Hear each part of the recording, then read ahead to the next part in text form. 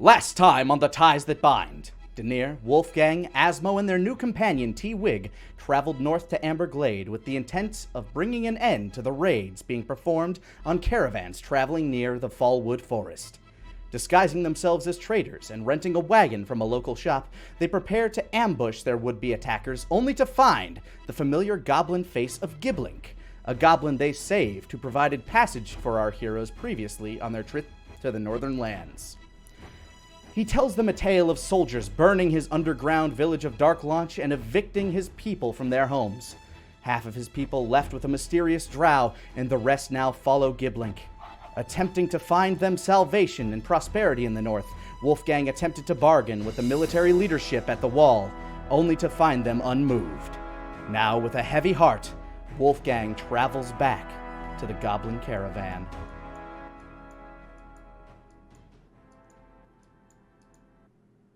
The walk back feels a lot longer than the walk to the wall.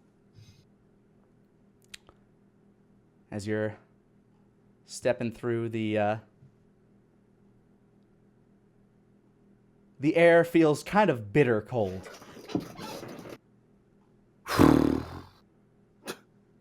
You hear everybody just kind of on the edge, just kind of right around the next turn. You hear the babbling brook that you left them by, where you left good old Debbie to drink, and everybody else just to kind of rest and stretch their legs out after a very long march.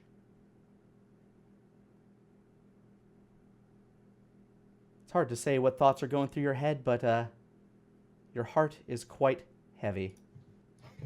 As you come around the corner, you see Asmo and Daenerys just chilling, T-Wig down by the river with Debbie. Mm-hmm.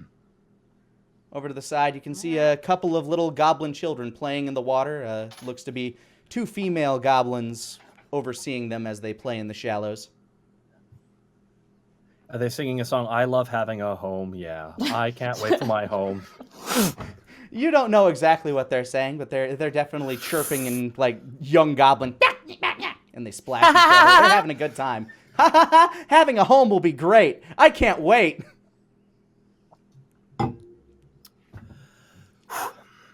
I'm going to stare into the water. Do I see anything? You see your reflection kind of distorted by the slow babbling of the brook. Ugh, I kind of look away and just look forward. Debbie looks over to you. Stopping from taking a drink for a little bit. I know it. It is a good day, Debbie. It is a good day. I just pet Debbie on the nose. Goes back to drinking. Wolfgang, looks like you approach Daenerys and Asmo. So how'd it go? Not well. Oh boy. Oh boy. How bad? How bad, though? They are absolutely not going to let us through. Okay. Does kind of looks over his shoulder. The goblins. Okay, so the goblins, a little while ago, the bugbears all started kind of like acting kind of huffy, and so Giblink went over with them to have what looks to be a little bit of a chat. They're very animated, and you can't quite make out what they're saying from over here across the babbling brook. Listen, we best come up with a solution. I don't think Giblin can really pacify his buds any longer. You know, we need to have a plan B. Or plan C. Kitty cat. Asmo looks over at Daenerys. You got any idea, anything? You always got a strategy of some sort.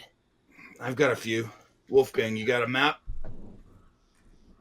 I assume I did receive a map. Yes, you have a map. Would you like to look at the map? Yes, I would. Actually, does T-Week want to stay out of the conversation, out of character? I could try. T-Wig, you do notice that your comrade, that Wolfgang has returned upon looking up and patting Debbie. Okay, I'll immediately run over. Good. Asmo turns T-Wig around. Put the map. I'm just playing, and I'm guessing Wolfgang can put the map along the back of T-Wig. T-Wig, don't worry, we're just using you as a table. It's okay. Hey, I turn around and kind of push the map off. I am not a table. I am not a thing. I never put the map on T-Wig. I just sort of held it out You know, we can magic. You can probably find a stump nearby that you can roll it out on. That or the back, like you can unfold the back gate of the cart and just kind of unfurl it there. Yeah, I'll probably do that or something. I know you're not on table. I know you're T-Wig, but just want to put it on something. I'm sorry. Yeah, you unfurl the map of. This is a map that you've kind of been working on. Some of the pieces you've bought. All right, so I've got a few ideas. Obviously, we can't get across the maw, so to the north isn't going to be a great idea. As suggested, we could take them through the Wandering Weasel, find out where Tom is first, and then depending on the location, take them through there and get further along to where we need to be, or if he's in either the desert or the overgrowth, consider sending them there. Now, Yeah, T-Wig, something about mentioning the overgrowth, it feels bad for you. Like there's you don't want these types of creatures hanging around that forest. There's like a primary thing in you that just does not want them there. This choice of the overgrowth is unwise. Why is that? It is a delicate balance. Putting them there, I think, will disrupt said balance. I am sorry, but I cannot let you do that if that becomes your choice. the next option would be to find potentially some kind of a old ruin, an old castle, some kind of old abandoned location where people don't go around very much anymore. There are known hill giants that live around Amber Glade. We could potentially find an old hill giant resting location. Wouldn't they just go back to raiding, though? Immediately Not- after? Not if they have a source that they can trade with, or they can have a place that they can actually inhabit. The reason why they started raiding was because they didn't have any locations near Fallwood Burrow to actually make a civilized place to stay. They couldn't find a cave. They couldn't find any kind of place where they could actually stabilize themselves. So if we can find... No Mhm. tree stump to store the squirrel's nuts. Exactly. Mm. So if we can find them some kind of a... potentially a deserted location, an old ruin, an underground cave, if we know of one, maybe a dungeon or something, an old, long cleared out dungeon. Another option, I'm thinking, Engineer's going to place tap his claw on the map right about here. I'm trying to make a... You click and hold. Yeah, I did. Oh, Oh, there, down. I that was way. right-clicking. Right about here. So, the mountains nearby completely surround this forest on 3 sides. Mm. That would give the goblins plenty of cover from forward attacks. That would also give them plenty of woods to hunt in and gather resources. Plus the proximity to the mountains, there's no doubt that they find a cave system in there. I Not to could even... mention- I Mhm. could talk to some bats and see if they know if there's any caves around. You can. All right, you can do that. Yeah, I That's can what's talk like- to animals. That's. That would also put them near the lake for fresh water. That would put them close to River Run, which is a known trading town, which would encourage them to go trading. And if worse comes to worse, they're not too far from Dragon's Rest to have us come back and pay them a visit. I like that plan. I like this one too. It seems like one of the most logical senses, but if we do want to absolutely get them off continent and we don't want them to go north, it's kind of a last ditch effort. I really don't like it, but we could probably take them to the southern islands. I know of a temple down there that's abandoned that the Tabaxi avoid at all cost. We could Sounds stick like them it's there. cursed. I'm going to be perfectly honest with you. That is more effort than I am willing to put forth to save a bunch of goblins. Mhm. They are criminals, after all. We are doing this out of the kindness of our hearts. What is a criminal? Criminal is, take Asmo, for instance. Someone who, there are laws, like rules established by society, people in power. And criminals who break need to be those laws. flexed, and they need to be flexed. No, they need to be bent. Sometimes you got to bend them around a little bit to make, There are people who break the rules. mhm. Oh, I see. Are they bad people? Yes. No. I Not slowly turn and look at necessarily. Asmo and go, Then you should go to jail. Hey, I paid my time. 2 days. Oh, T-Wig, wow. just Mhm. because you break a law does not necessarily mean that you're a bad person. Does the beggar who steals a loaf of bread because they're starving, are they a bad person? I don't know what the beggar is, but if they're hungry and they need food, people do what they must to survive. Exactly, or run a legitimate business. Now, that being said about this, Right. It's Other just goblins. most people. Gotcha. all right, so if we can get them to come south with us and we head back to Dragon's Rest and shove them off in a valley, that's the plan, more or less. More I could or look less. for a cave, and then we could set them up in the cave with the nearby woods, and then that's ideal. We All could right. also do that, or we could go over You here. hear a commotion from the other side of the river, and a splash as Giblink lands back first in the water. You see a bugbear standing over him, basically just screaming in Goblin. Denier, you understand, as he's just screaming there, you're weak. Weakness. how deep is the water? It's deep enough that when he stands up, he's kind of waist deep.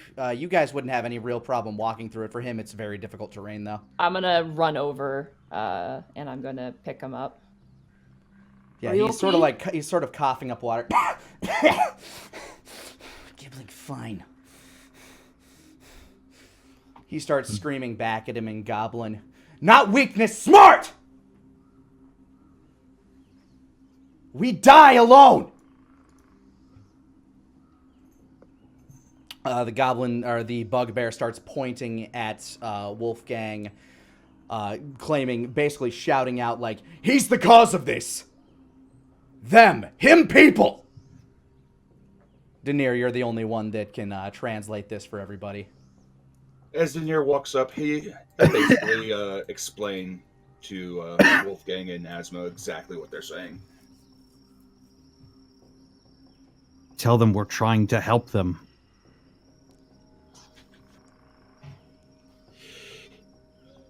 Denier Who calls are back. you saying that to? I'm telling that to Denier. Okay. Denier calls out, if our people are the cause of it, then why are we here trying to help you?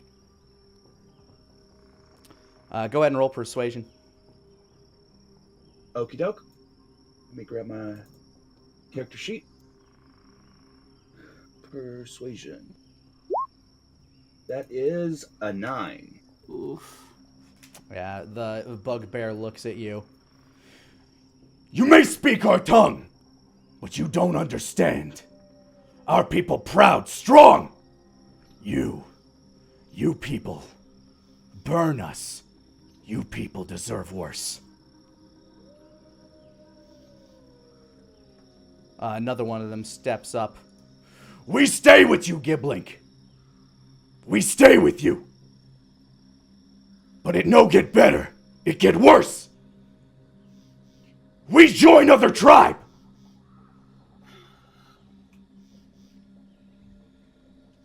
Giblink's going to attempt to persuade them. Them try help. Them save Giblink. Them save you too. Them not greatest, but them good. To no avail. Giblink weak. Giblink reason we die. Giblink reason we starve. We done with Giblink. And the big one begins to walk away. Does Denier relay all of this to us? Yep.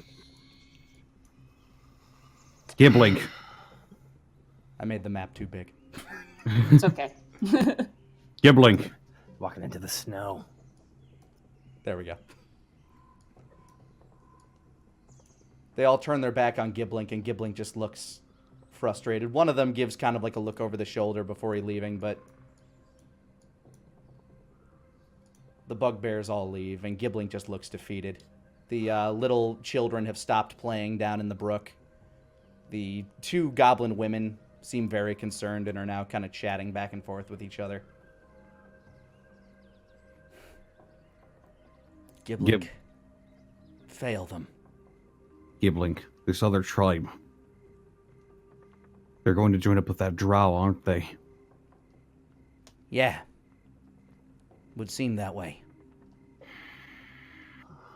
I can't let that happen. Don't hurt my people! Them's good. Them's confused, but them's good. They're going to be corrupted by powers they don't understand. They're in a position that they don't understand. But they can understand.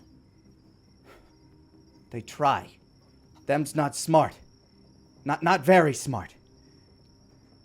They don't deserve die. You kill them, you gotta kill me. And Giblin kind of like steps in front of you and pulls out a knife. I won't let you.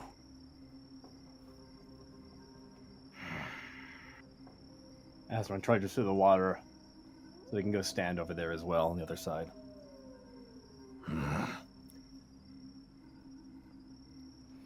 Wolfgang sort of crosses his arms. Giblink no can take all of you. But Giblink do what Giblink can to protect Giblink people. Better than before. Are you fine leaving them behind? They've made their decision. No, Gibling's not leaving them behind. They're leaving Gibling. And Asma gestures over to the two goblins. I want to hear it from him. Do you want them back or no? Yes.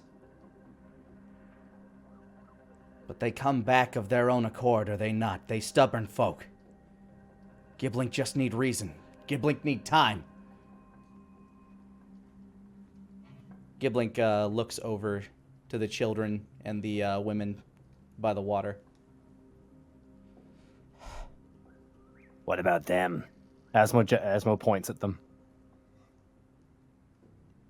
Still need find place. Then Still the need job- safe. Then the job hasn't changed. All right. We get them somewhere safe. What about north? You say. He We points found to something. you, Wolfgang. North ain't gonna work anymore. But The people guarding the gate are the same people who Killed Destroyed. people. destroyed Dark Launch, yeah. I tried my best to persuade them otherwise, but they're stubborn and set in their ways. Giblink know they're good human. Giblink just not meet many. Giblink still trust you. But we need help them. Them defenseless. Young.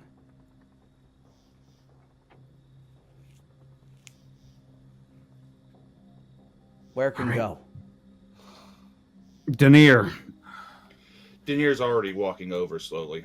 Splish, splash, splish, splash. we're gonna see if we can get you somewhere uninhabited for the most part. Somewhere that's close to Dragon's Rest, but not too close. Somewhere where we can keep track of you and offer support if need be. But I need you to understand. I'm doing this out of the kindness of my heart. I'm sticking my neck out for you and your people. Giblink understand. Giblink know this. You saved Giblink before. You know have reason to now. This not your fault. That's exactly right. Now let's go get your people back.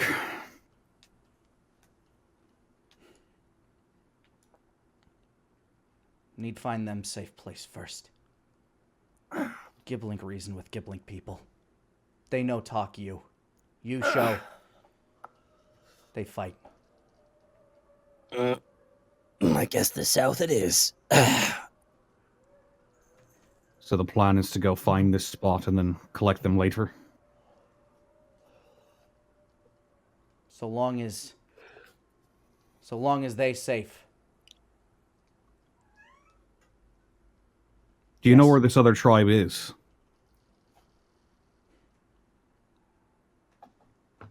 Seems to be where they're headed. Well.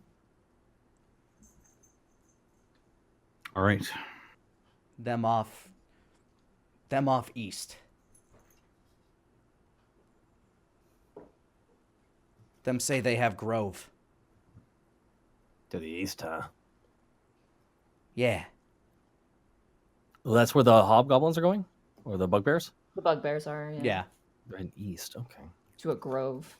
A grove. The word grove makes T-Wig's ears just perk up a bit.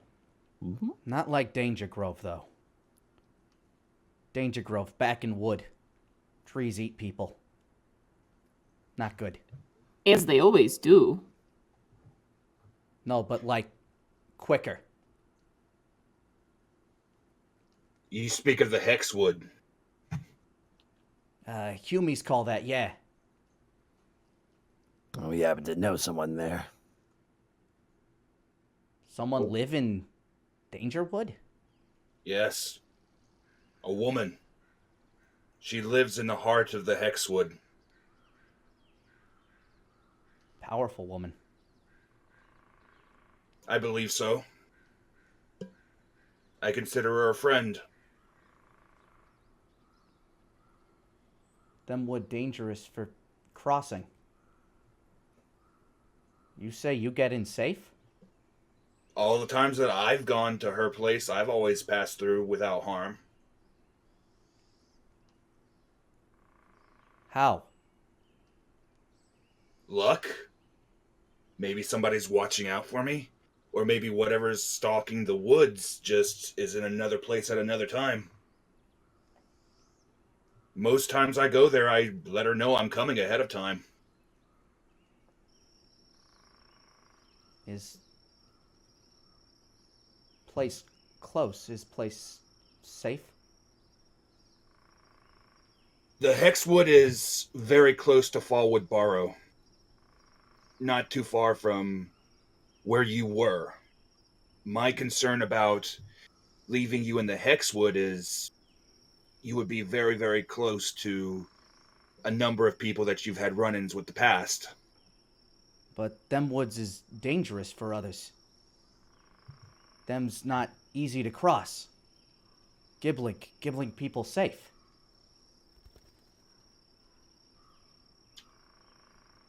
But what would you do there? We You would find still- a cave. You would still have to find a civilization. A village, a tribe. Gibbling need get people back before tribe. Denier crouches down and he shows the map. Here's what I'm thinking, and feel free. So, right here, and he's going to point where he pointed to previously with Wolfgang and Asmo. Right about here, there's a large amount of forest surrounded by mountains on three sides. Where we? We are right about here, and he points up towards the wall, up towards the mall between Fallwood Barrow and the wall. It'll take a number of days to get there. I don't know why I'm actually pointing at my monitor, like it actually matters. Gibbling may lose gibbling people if we take too long. But since there's so many that are actually stepping away from the group, the women and children can actually ride in the wagon. We can actually pick up the pace a bit. He looks over at Debbie, who's currently sleeping. The tongue out, gargling, like gargling. Yeah, tongue out, like flapping out to the side. Yeah, horse no seems so fast. Oh, but I am. How fast you? Very. When pulled cart? I can pull anything.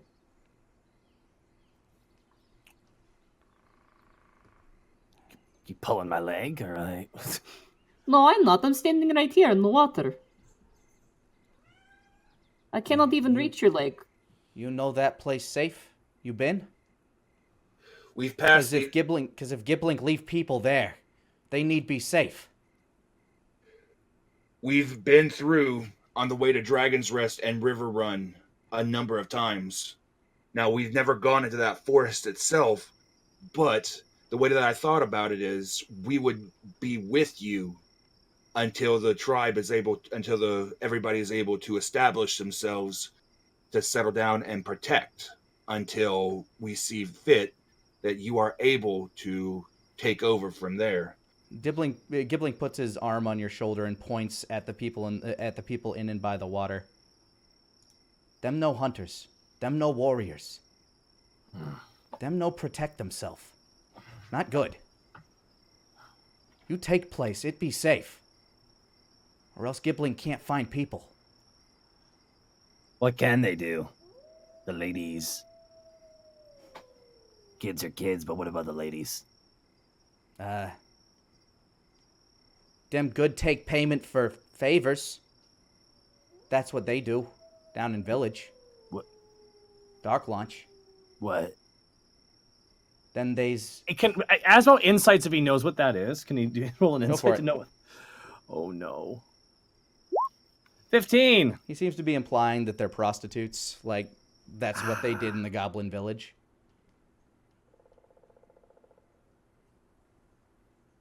Asmo just goes wide-eyed when he hears that. We should not stand here for too long. We gotta figure it out, though. Where do we go? Asmo just grabs his head and just like, We have two choice. We have this wood of hexes, or we have the spot on the map that we have pointed out. Both have options, and if either have caves, I think success is ours. Well, let's go to the Hexwoods first, because we actually know the lady who lives in the middle. And heck, maybe she would want some people to live with her. She seemed to be, very lonely when we last Say met you her. know powerful lady. Yeah. Yeah, she seemed like a recluse, though. Yeah, but she's very isolationist. Swing by, though, see if how much so. And worst case Exactly. scenario, we just keep going.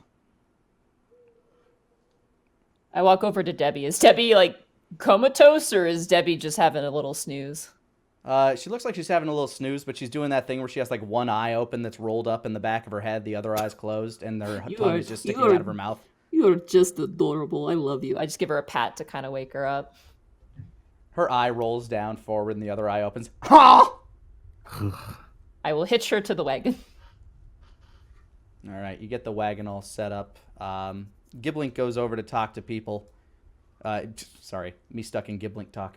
Giblink goes over to talk to his people, who are very concerned and scared. The children have gotten out of the water at this point, and they're kind of in their mother's arms. Denier, if you roll a perception check, you can probably overhear just a little bit of what they're saying, but... Okay. 8. You're grabbing a few bits and pieces of it, but it's not really you're not really trying to. Mm-hmm. They seem to be, he's just kind of offering them kind of like words. They are hesitant about it and kind of scared now that the big, strong warriors of the group have left. As you're looking at them, though, they do seem a lot younger than Giblink. Giblink definitely seems to be older. Asmo kind of just turns to Wolfgang. I just have them work at your school there. Have some goblin scouts. I'm not exactly sure that they'd be welcome at Dragon's Rest. Huh? Fair enough. I mean, I am. Asmo just smiles.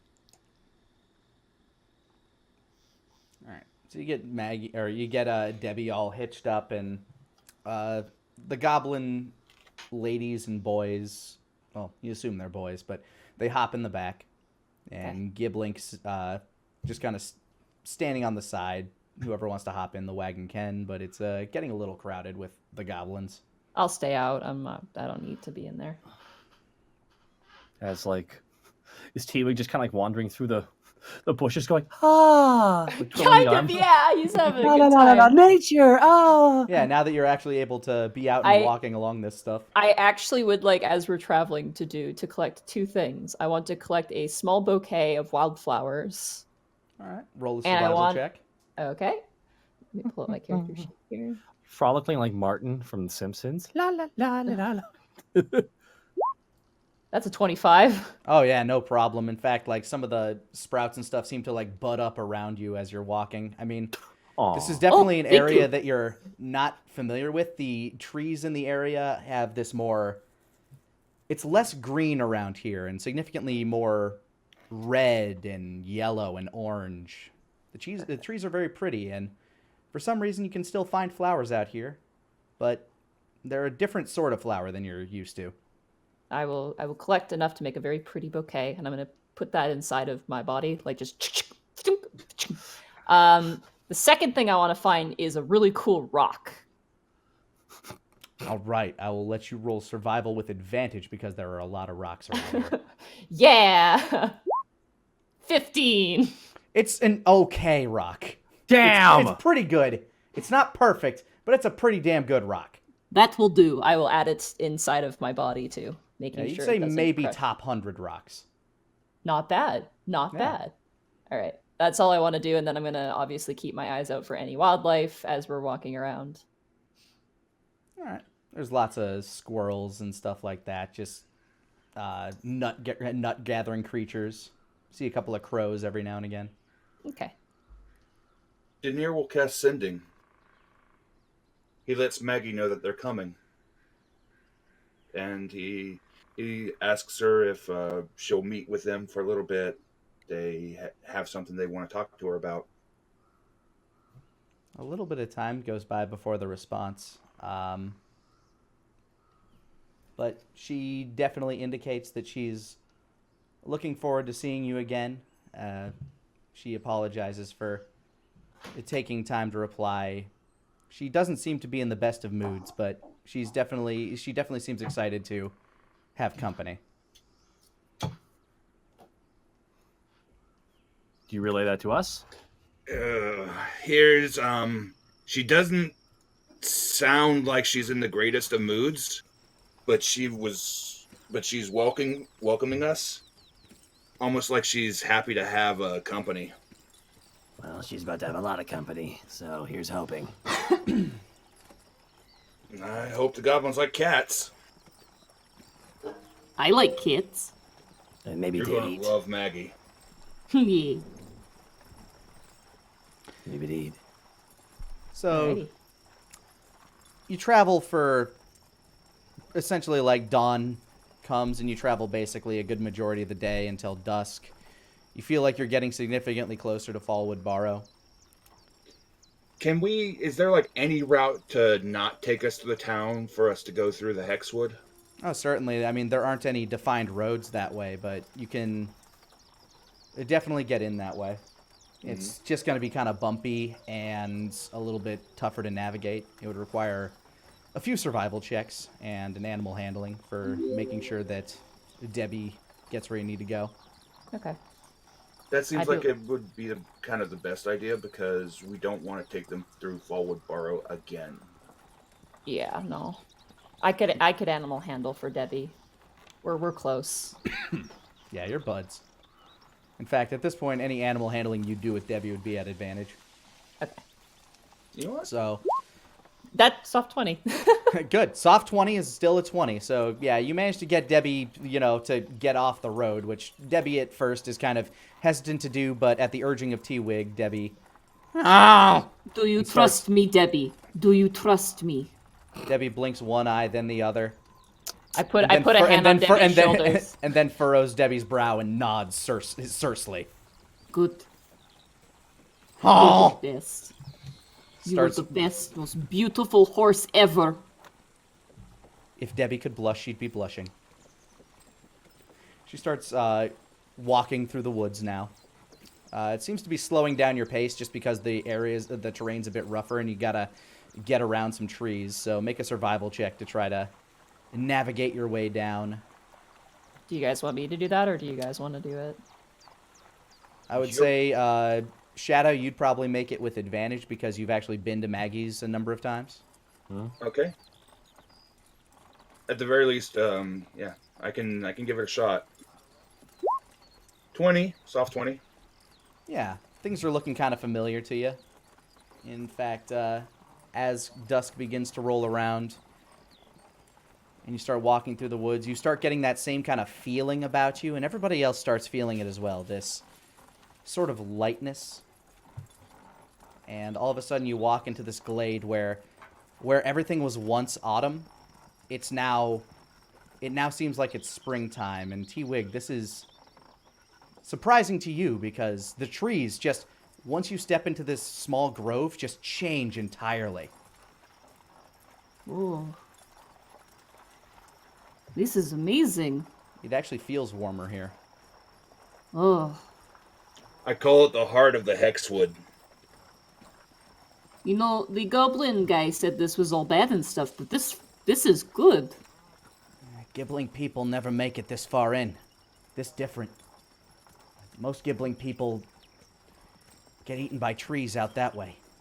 What? Sorry, what? The trees, they eat gibbling people. Yeah, trees eat everybody, Esmo. Everyone. Asmo, you remember when we first came into the Hexwood, how we saw a tree halfway in the middle of swallowing an ogre whole? Yeah, but it was slowly. I would know what all of this trees eating people is actually about, right? You definitely feel like it's some sort of nature magic. I think they're talking about animated trees, actually, with mouths. Oh, I've met a couple of those, I think. What? It's nature Maybe. magic. It's wild. Yeah, as you step through these nice warm glade, the sun beginning to kind of dip down below the summit of the mountains. It's got this nice golden glow kind of looking down on you. This reminds me of one of the poems in the book you lent me, Wolfgang. Yeah, I think I might remember. The woods are lovely, dark and deep, but I have promises to keep, and miles to go before I sleep, and miles to go before I sleep.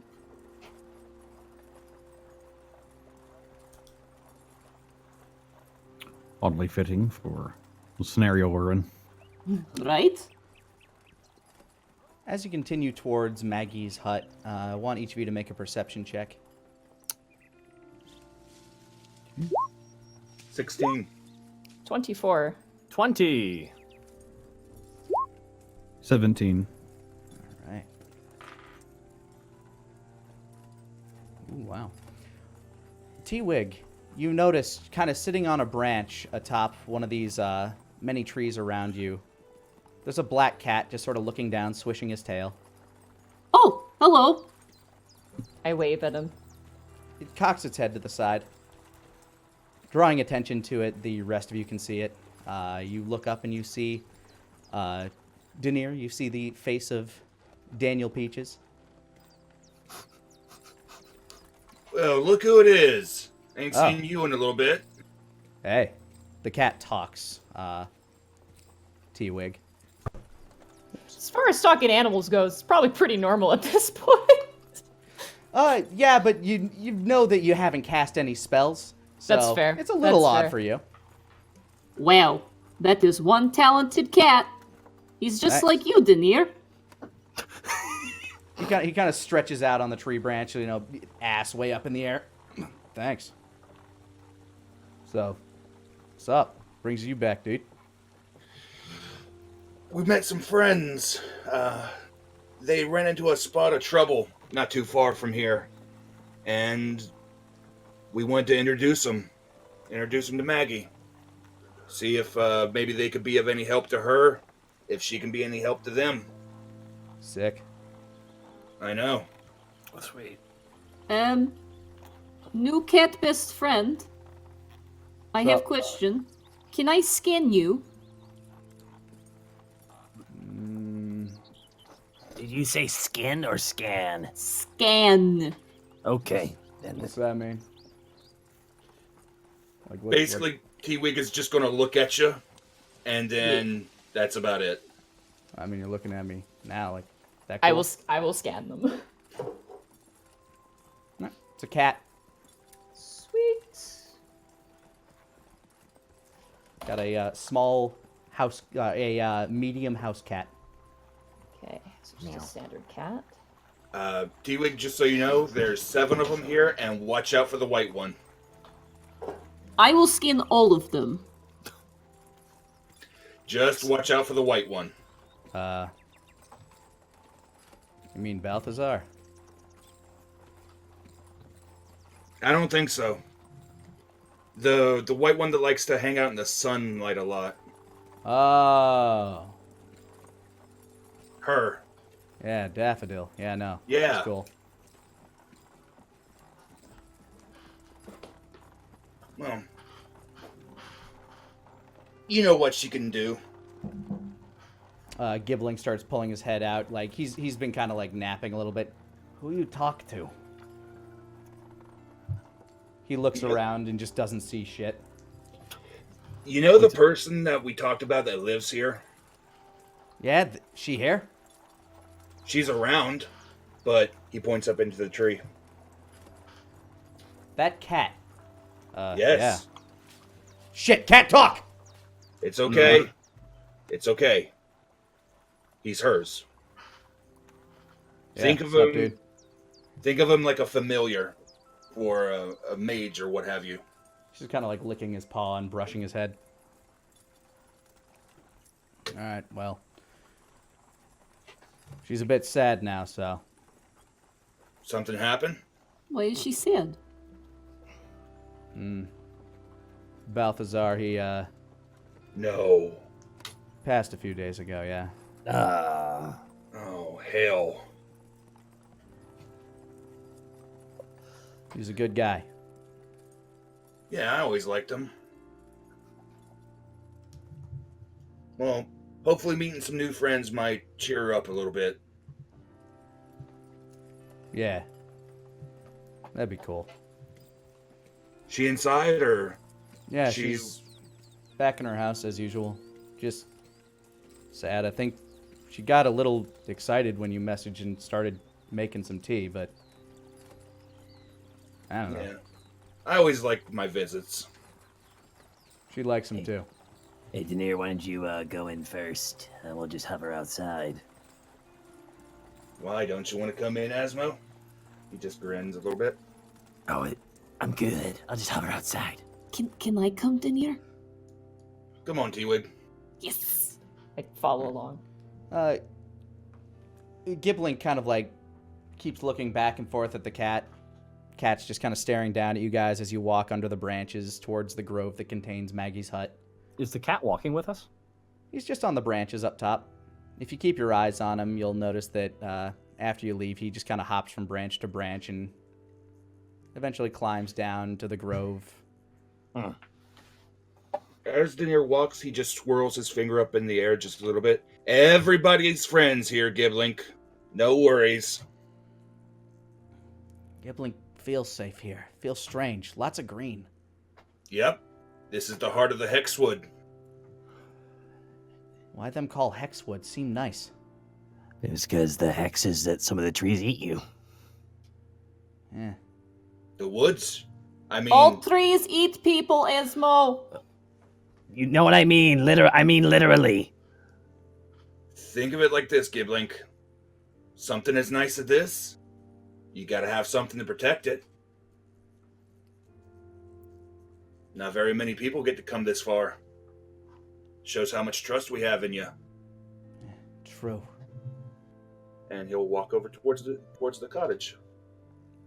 I will follow diligently. Yeah, I see some smoke kind of coming out of the little chimney of this hut that seems to be built into a tree. You knock on the door, and you hear that same meowing from inside as Maggie opens the door. You can tell that she's been crying. Her eyes are kind of like pink and puffy. Oh, hello. Hey, Denier pulls his hood back. I heard the news, and he goes in and he hugs her. She grips you tight and just kind of sobs into your shoulder a little bit. He was a good boy. T-Wig sees this and will just awkwardly join the hug too over the two of them. Clank, clank. Oh. Your presence kind of startles her a little bit, and she kind of leans back a little bit and wipes some tears out of her eyes. Hello. Nice to meet a new friend. Hello, I am T-Wig. It is nice to meet you. Hi, I'm Margaret. Oh, nice to meet you. I extend my hand. My friends call me Maggie. Very nice to meet you, T-Wig. I lift the arm all the way up and all the way down. She goes along with it. Her eyes kind of like go, whoa, when you're doing that, and then takes her hand back. You're very cold. Are you all right? The ears kind of droop. Yeah, it's just kind of chilly outside, you know? Yeah. Well, you feel free to come on in. Are your other friends here? She looks around. Asmo, you followed them into the grove with the hut, right? Oh, yeah, absolutely. I'm assuming you did as well, Wolfgang? Yeah. You can all come in. I've made some tea. And she looks down and sees Giblink. Is this another friend of yours? Yeah. Yes. This is Giblink. Hey, Miss, me Giblink. Thank you for seeing us. Oh, yeah, of course. Would you all like some tea? She looks at the I'd lot love of you. some tea. I've Yes. been absolutely dying for some tea since we've been on the road. Thank you. Absolutely. Come in, please. Asmo will be hovering by the door. Yeah, as you get in, the smell is overtaking. There are many, many, many cats inside. And, in fact, 6 cats are inside right now. I want to scan 5 cats are inside now. Every single one of them. I All need right. clarification. Is there a tabby cat here? Yes, there is a tabby. Okay, awesome. Good. Yeah, there's a female tabby cat. Oh, that's rare. Yeah. I don't know why, but yeah. The ratio is genetic. It's weird. Well, then you got the jackpot. Yeah. You also have a kind of a gray and white cat that seems to be laying in a sunspot, the one that Denier warned you about. I want to try and handle Animal, but I want to try and pet him. Oh, sure. You walk up to her and go ahead and handle Animal. 15. You start stroking her behind the ear, and she immediately just kind of like rubs into your hand. Like she just Oh, kind I of don't starts know like what they're cuddling into talking your about. hand there. I don't know what they were talking about. You're awesome. She begins purring very loudly. Yeah, Daffodil is a cuddler. She loves her sunlight. And Denier stays close to Maggie. So, I'm assuming since you messaged there's more to this visit, that... There is. Although, I like to come out a lot just to see you.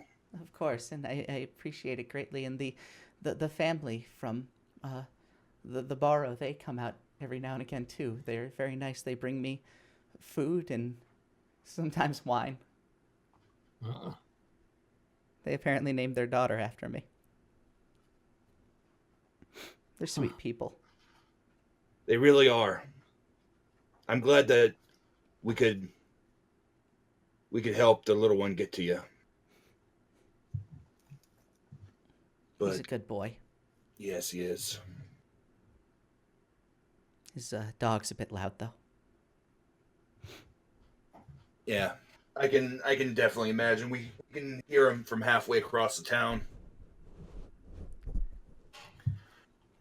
What I came to speak to you about, well, what we came to speak to you about is there's not too far away, maybe half a day's travel from here, there was a goblin city in a cave underground.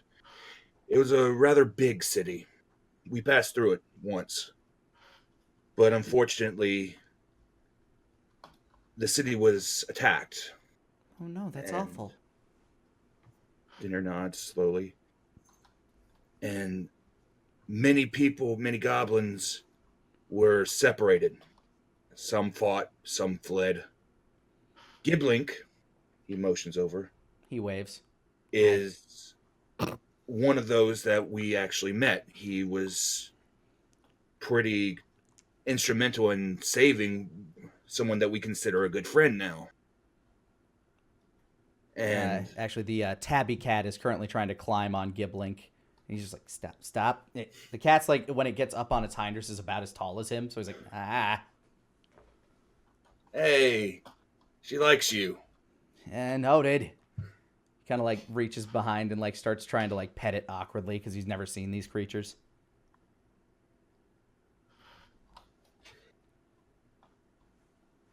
Given that they didn't have a place to go, there are no caves in the area apart from that cave. Well, outside of the Hexwood at the very least. But they fell upon hard times and they started doing some things in order to survive. That's where we come in. We were told of a group that was just doing these things, and we came to investigate. We found Giblink and his people. We wanted to make sure that they're taken care of, that they're in a place that's safe, that they don't have to worry about being attacked. The women, the children that follow him. They need a home. Yes. Well, there's a lovely cave not too far away. I sometimes wander out that way to pick mushrooms. Maybe you could live there and... Huh. That sounds pretty good. Well, sounds like that could work. And if you have anything you need them to do, they'd more than happy want to help out their local neighbor. Yeah, There's 5 of them. Giblink can help. Giblink, good hunter. Giblink can help protect, though. This place seemed protect enough. You can help them. You have a vast knowledge of these woods, how to gather, how to be able to sustain yourself without needing to go to the towns, without needing to reach to an outside source. And in return, they can help become something to you. They can become friends. Maybe perhaps if something comes out of the Hexwood that's unnatural, they can be your shield. They can help protect you. Give and take. I would like to have some neighbors. It would be nice if you want to live there, Mr. Giblink. Giblink have people, too. Women, children. Well, of course, they're more than welcome. Just, as long as they are nice to my kitties, my babies. Them no harm. Giblink teach. Giblink show them's good creatures. And is not food. Her face kind of like goes into a bit of a shock at that mention. Giblink promised teach them. We no hurt. These is, and the tabby is still like climbing on him. Good baby. He starts like petting it, and it starts like play fighting him. Ah! She really likes you. Yes, no bite hard, but still bite, not feel good. Yeah. She's playing with you. So there is a cave. That is good news. T-Wig, the gray and white cat, now that the sun has gone down, is just kind of like twisting between your legs, just walking back and forth in kind of like an infinity pattern. I'm just gonna lean down and pet him, just squatting down, petting all the cats. Yeah, they a lot of them start to migrate toward you. Oh, they like me too.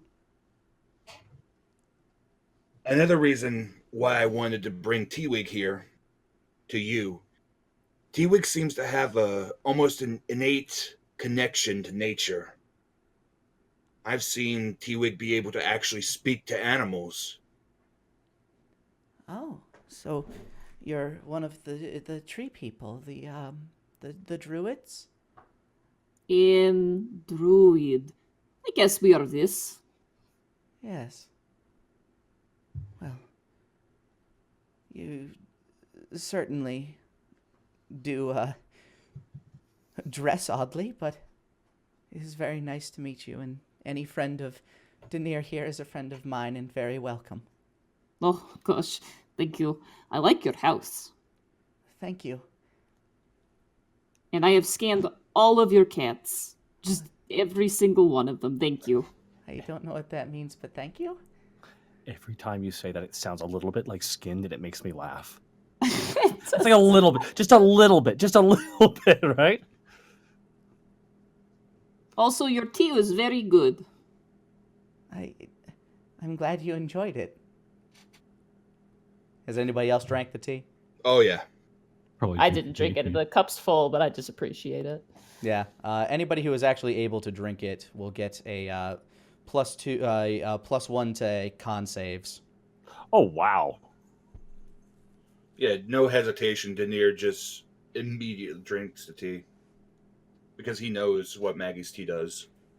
Yeah, for as long as it's in your system, you get that. I'm sorry, not saves. +1 to con checks while that's in your system. Okay. It's a very hearty, sort of elderberry tasting tea. Oh, And it's very good. Maggie, check this out. He goes digging into his pouch, and he pulls out the snow globe. I got this up north. I've been wanting to show it to you for a little bit, but I haven't had the opportunity. Oh, that's very pretty. Here's I like how it's raining all the green. Well, here's the fun part.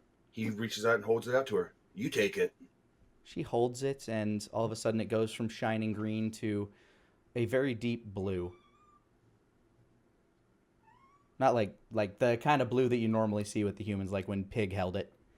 Oh! What kind of trick is this? There's small crystals from the capital of the north within the snow globe. And depending on what you are, when you hold it, the crystals actually turn a different color, causing the snow to turn a different color. It's very pretty. It's a little trinket that I've picked up that I've actually rather enjoyed looking at, and I like to show it off. Huh. It's very neat. Thank you. She hands it back to you gently. He It takes is it. so neat. It is. He smiles.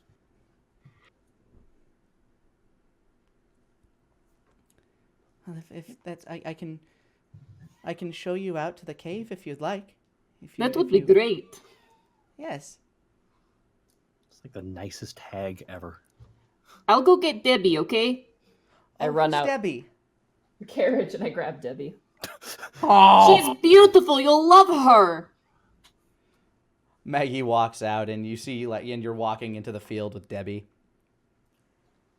Debbie, this is Maggie. Maggie, Debbie. Oh, hello, Debbie. And she reaches out to pet Debbie. Handle animal for Maggie. Oh no. Nat 20. Hey! And Debbie actually just kind of like leans Debbie's nose straight into Maggie's palm. Oh. This She woman's an expert. yeah, she pets Debbie. You're a very pretty horse. She kind of that's the first kind of giggle she kind of gets throughout this entire experience. Let's go, Maggie. Let's go on an adventure. Yes. Mr. Giblink, would you like to gather your people? Yeah, them's resting in back of cart. Giblink, grab. And he walks to the cart, and you hear some shuffling as the women and children get up. Are we going by foot? Yeah. Basically, Maggie seems to claim that it's not horrifically far in. Okay. I'm gonna turn to Debbie and I'd be like, Okay, Debbie. You need to stay here, all right? Ah. We will be right back for you, I promise. Ah. I know you're so beautiful. I just kind of like smoosh her face, and then Her jaw there's a shifts place to to, the like- other side. if there's a place to like hitch her off of the cart, I'll do that so she's comfortable. Place for her to drink and eat. Yeah, there's a small little spring that it looks like, there's a small little spring near her hut that you feel like you can kind of hitch her to a tree. Perfect. There's a nice patch of, hard to say, but they definitely look like edible berries nearby. All right. I set her up nicely and I get ready to go. Yeah, you hitch Debbie up and you guys venture off into the Hexwood. And I feel like that is a good point to take a quick break. So as dusk passes and you're kind of in the midst of night, you're wandering through the woods with Maggie, who seems pretty calm about it. She seems like she does this a lot. No matter where you go, you feel safe. It's just the area. Sometimes I wander out this way when I'm picking berries or looking for flowers, and there's a lovely cave around here that has the best mushrooms. Ooh. What makes them so good? I don't know. They just taste good. Very earthy. Probably good soil. It does help. Man, I wish I could talk to mushrooms. I thought you can talk to all plants. Are they sort of antisocial? No, mushrooms aren't plants, they're fungi. You figured they'd be more fun. Right? Also, that was a pun. I have finally learned what that is. Don't abuse it. I will. Damn.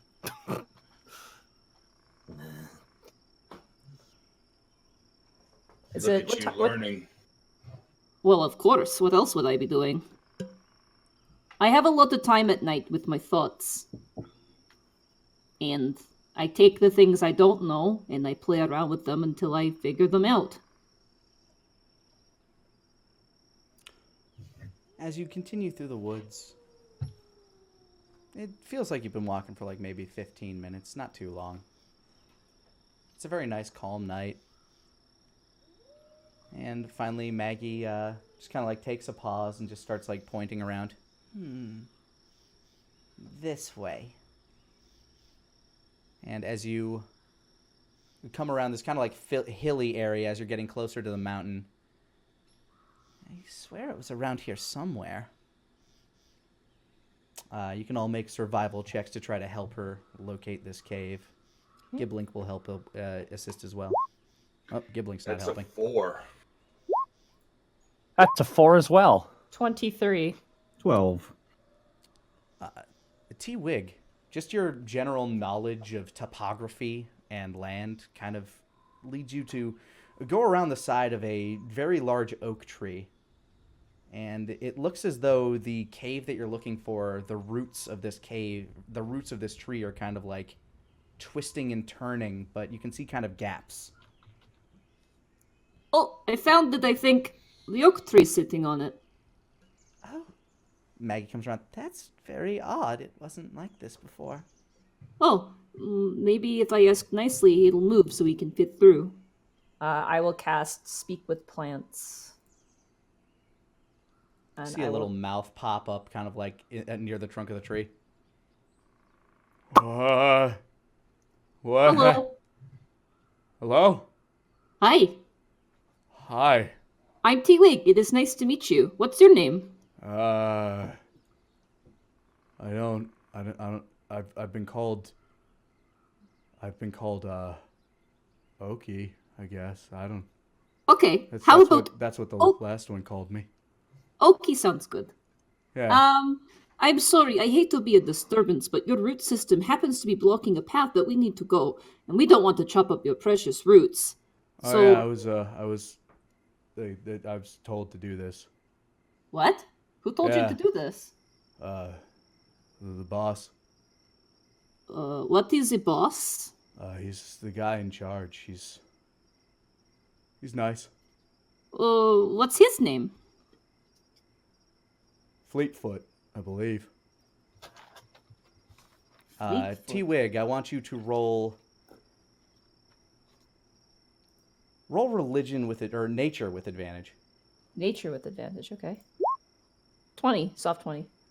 Yeah, that's that name rings through to your core as that's essentially the one that gave you life.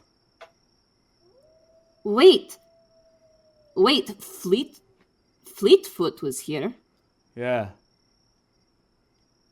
Oh gosh, I don't want to pull rank on Fleetfoot. Nah, me neither.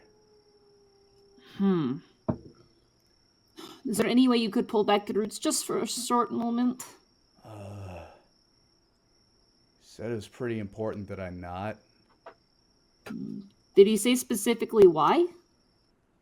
I just said that I'd be doing a great job if I did this, and I like being good. I'm good at my job. I mean, I don't do much, but I do this. And you're doing a great job of it, but unfortunately now, gosh, I really need you to move. I'm so sorry. I'm not really good at that. I don't want to chop your roots, though. I'd like that not to be a thing either. I know, it's just, oh, man. Chopping isn't great. It's really not. 1 second, Okey. I turn to my companions. Guys, bit of a snag in the problems. Okey here says he can't move his roots because Fleetfoot told him not to, and I don't want to pull rank on Fleetfoot. So... Okay, hold on. Just 3 quick questions. Okay. Okey, all right. Who's Fleetfoot, and why can't you pull rank on him? And why is there something in the cave? Okay. What was the first question again? Okey, that's his name? It's okay. Yeah, the tree's name is Okey. Okay. Right. The second question? The second question being, who is Fleetfoot exactly? It's really hard to tell. We don't remember them quite well, but I remember they were part of why and who I was before I was like this. But it's very vague. I don't know. Sorry, I wish I could explain better. I'm just going to put this out there. Is Fleetfoot a god? Would I know that?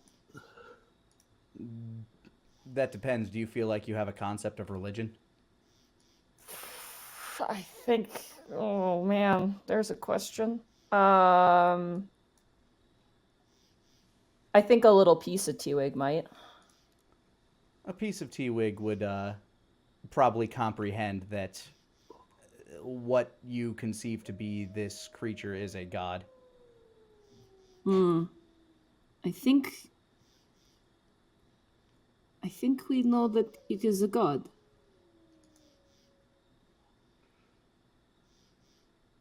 So, 6.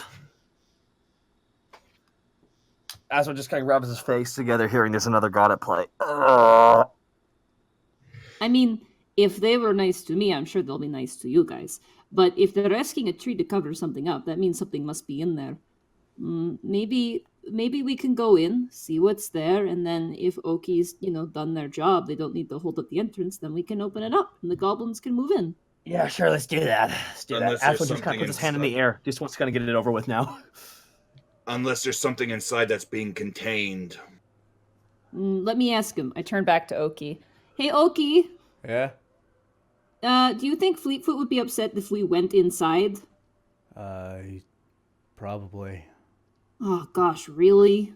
He seemed pretty insistent that I do this. I had to move. It was rough. Like I'm all the way sorry. over here. Yikes. How long ago was that? Feels like a few weeks. Wow, really? Yeah. Definitely saw the sun go up and down a number of times. As it does. It does. It does. Yeah. And oh man. Oh gee. Oh goodness. Usually I just listen to what Fleetfoot would say, but there's just I don't know. I just can't seem to let this go. We're probably gonna try to go in. Oh. You won't tell Fleetfoot, will you, please? I mean, is he watching? Like, I feel him. I know, me too. Oh. 1 second. I turn back and I go, He said that if we go in there it might be bad, but it might be bad anyway, so I shrug. We've handled worse. Besides, if it's something that Fleetfoot doesn't like, I don't like it being there anyway. So, we should go into the cave that a god said needed to be sealed off because there's something bad in there, possibly. That a tree is holding back, so it can't beat a tree. Asmo just kind of scratching his chin. Maggie, are you sure this is the cave? I mean, it was definitely around here. I don't know what is happening. I'm sorry.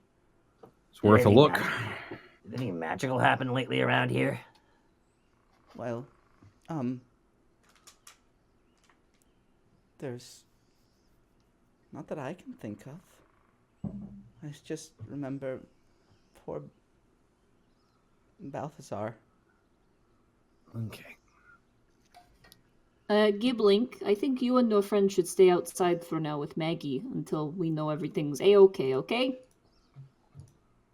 Yeah, whatever you say. I guess we're doing this. All right, Asmo pulls out his blades. All right, how do you intend to get through the massive roots? Oh boy. I would have had other things I could have used, but unfortunately I had to take food for the goblins.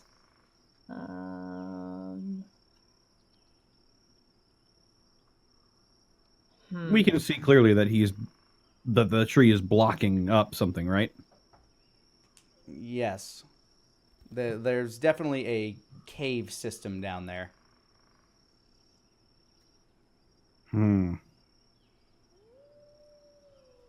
How big are the gaps between the roots? There are certain spaces where you feel like you could fit your arm through, and other spaces that are just like way too tight. Like there's just a massive knotted roots. I have an idea. Okay. So the root system itself, are they like embedded in the ground? Seems that way. They're T-Wig. piercing stone of all things. T-Wig, if I were to say shrink these roots, like shrink the size of these roots, do you think that it would cause harm to the tree?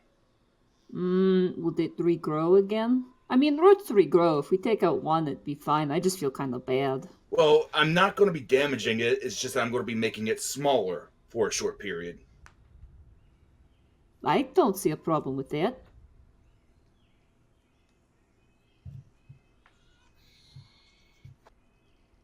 All right.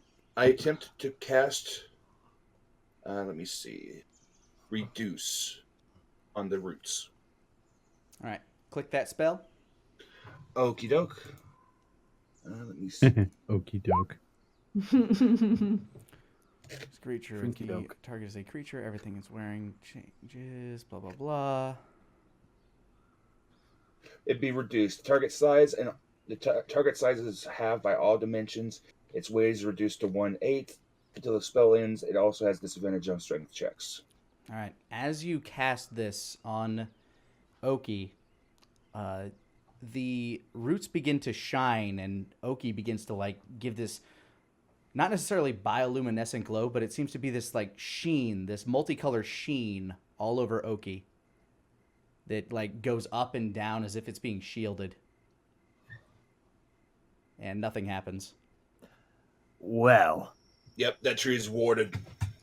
Uh-oh. What was that? Oh boy, From okay. Okey?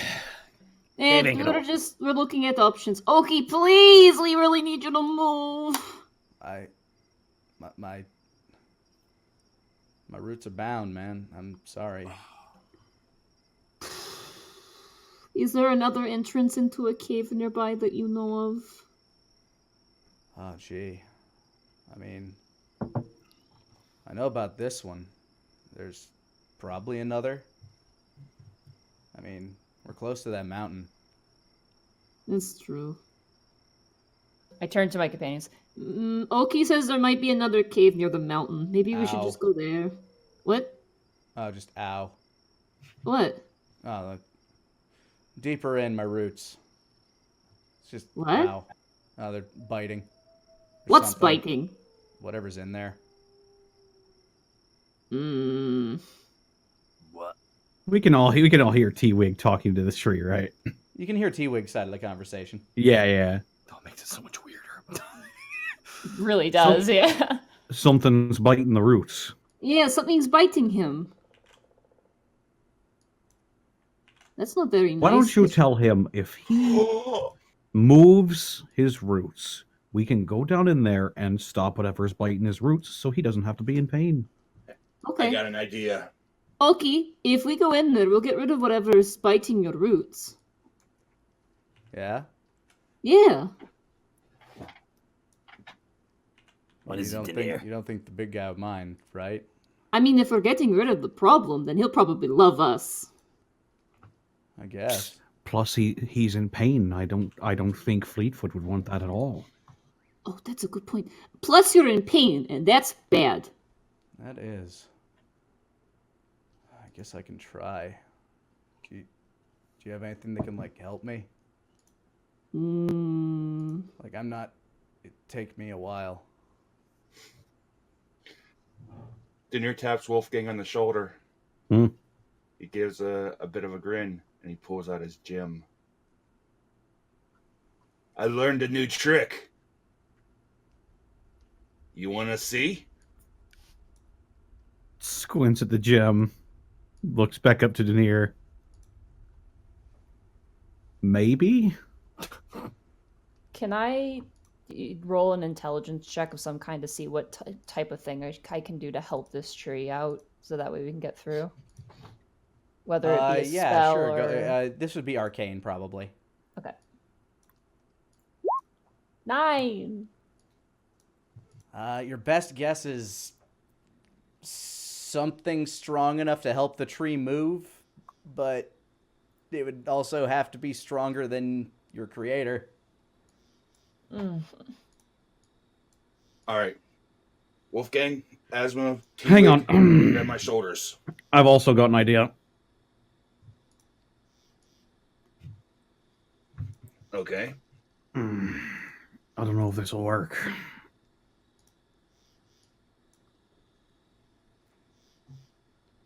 I mean, I'm assuming T-Wig is relaying Yeah, the information they learned.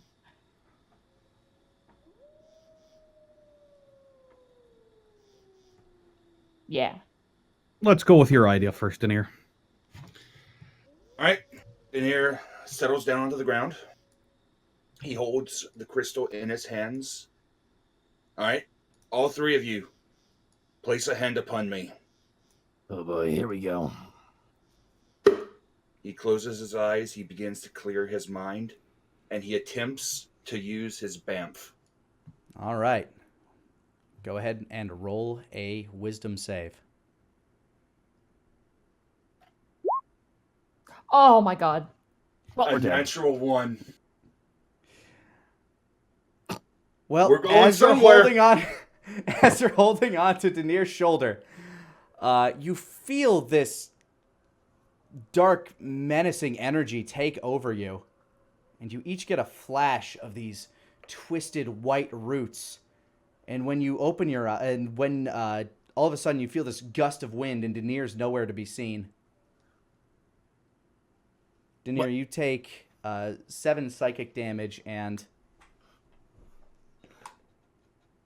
What just happened? 5 physical damage, and you yelp out in pain. Okay.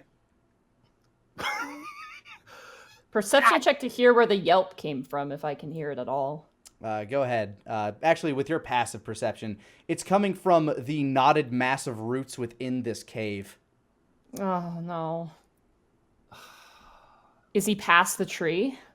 He's somewhere past that first veil of roots you see. Oh, no. I run up and I start kind of smacking Okey. Okey, Ow, you really ow, need to open ow. up now. Okey, Daenerys, what the hell just happened? please. Daenerys, you feel like there's a bunch of roots just piercing throughout you. Like you feel like you've teleported in the middle of these roots. Ooh. I got splinched. Pretty much. I knew those crystals were no fucking good. Oh, why didn't you say anything? Oh, no. I don't know. I guess because I trust him. hold on. This entire, ever since we left the town, this entire thing's been a goddamn shit show. You feel a tremor in the earth. Daenerys, this jostles you and it hurts you, but it does not do any additional pain. Mm-hmm. Whoa. What was that? What happened? Are you okay, Okey? I'm sorry I hit you. It's okay. That was... the roots begin to retract and recede. Oh, And as the roots go back up into the top of the cave, Daenerys plops to the ground. ah! Just inside the to him. cave. I grab and I hug him. I thought you were going to be dead. No. So the cave system is uncovered now. Yes, hold on. I have a weird setting plugged in here, I guess. Hey, Daenerys, next time let's not use the crystals. How about that? Are you doing okay? I'm okay. I didn't clear my thoughts. I should have cleared my thoughts. Told you those crystals are no fucking good, boy. I am going to cast Cure Wounds on Daenerys. All right, go ahead and roll it out. Get healed for 9. Thank you. The wounds from where your body teleported through these roots seem to be stitching themselves over as a green wave of energy washes over you. Whoa. That is very handy. I kind of look at my hand. Huh. I've been told to tell you, just be careful. Whatever it is, it's weird. Okay. You hear from Okey. Sorry, Okey. Thanks for sticking out for us, man. I lean towards Wolfgang. That was also a pun. Ah, I see. Let's just ahead get of this you- done, shall we? Yeah, ahead of you, Please. there are some more twisting roots that seem to be going through this cave. Asma walks towards the front of the group since he's kind of the close combat boy. I want to check the roots for any biting, because I know that Okey was being bitten. As you're going through, the roots up here don't seem to be, but they still seem to be retracting back into the top of the roof of the cave as they're going back up. Man, I hope Okey doesn't get in trouble because of me. No offense. No offense, T-Wig. He's a tree. I think he's got the skin for it. Like, it's bark, but yeah. Still. What do we see? Asma moves ahead. What is he walking down the way? What does he see? Yeah, as you're traveling through this cave, you do see some nice mushrooms just kind of sticking out the side of the wall here. Can I knowledge nature those mushrooms? Sure, go for it. 7! They look like all right mushrooms. Not mushrooms that you're used to, but definitely cave-growing types. I'm going to touch the hilt of one of Asmo's daggers, and I'm going to cast light. Now anybody without dark vision can see a lot better. Oh, there we As go. Asmo's, as one of his, I'm guessing one of his base ass daggers. On his back, I guess. Yeah, you have one on a bandolier. Oh, sweet. Yeah, Asmo just Yeah, has. probably, preferably one in front of him. Thank you. Yeah, it starts to give off some light. Is Denier up off the ground? I noticed he's way back there. I was getting my spell cards ready, and all I saw was black. I thought that Lani hadn't fixed the screen yet. Sorry, I fixed it. Okay. Yeah, the cave is Can I oddly like, silent, and you still see these roots kind of like twisting up as you move forward. Nothing too And weird. yet. finally, as you're getting further in, these roots begin to get paler. Ooh. look Mage at armor. the. What was that? Mage armor. All right, you pop up your mage armor. Hey, T-Wig, take a look at this. Points at the like wounded roots. Okay. Let me see if my speak with plants is still up.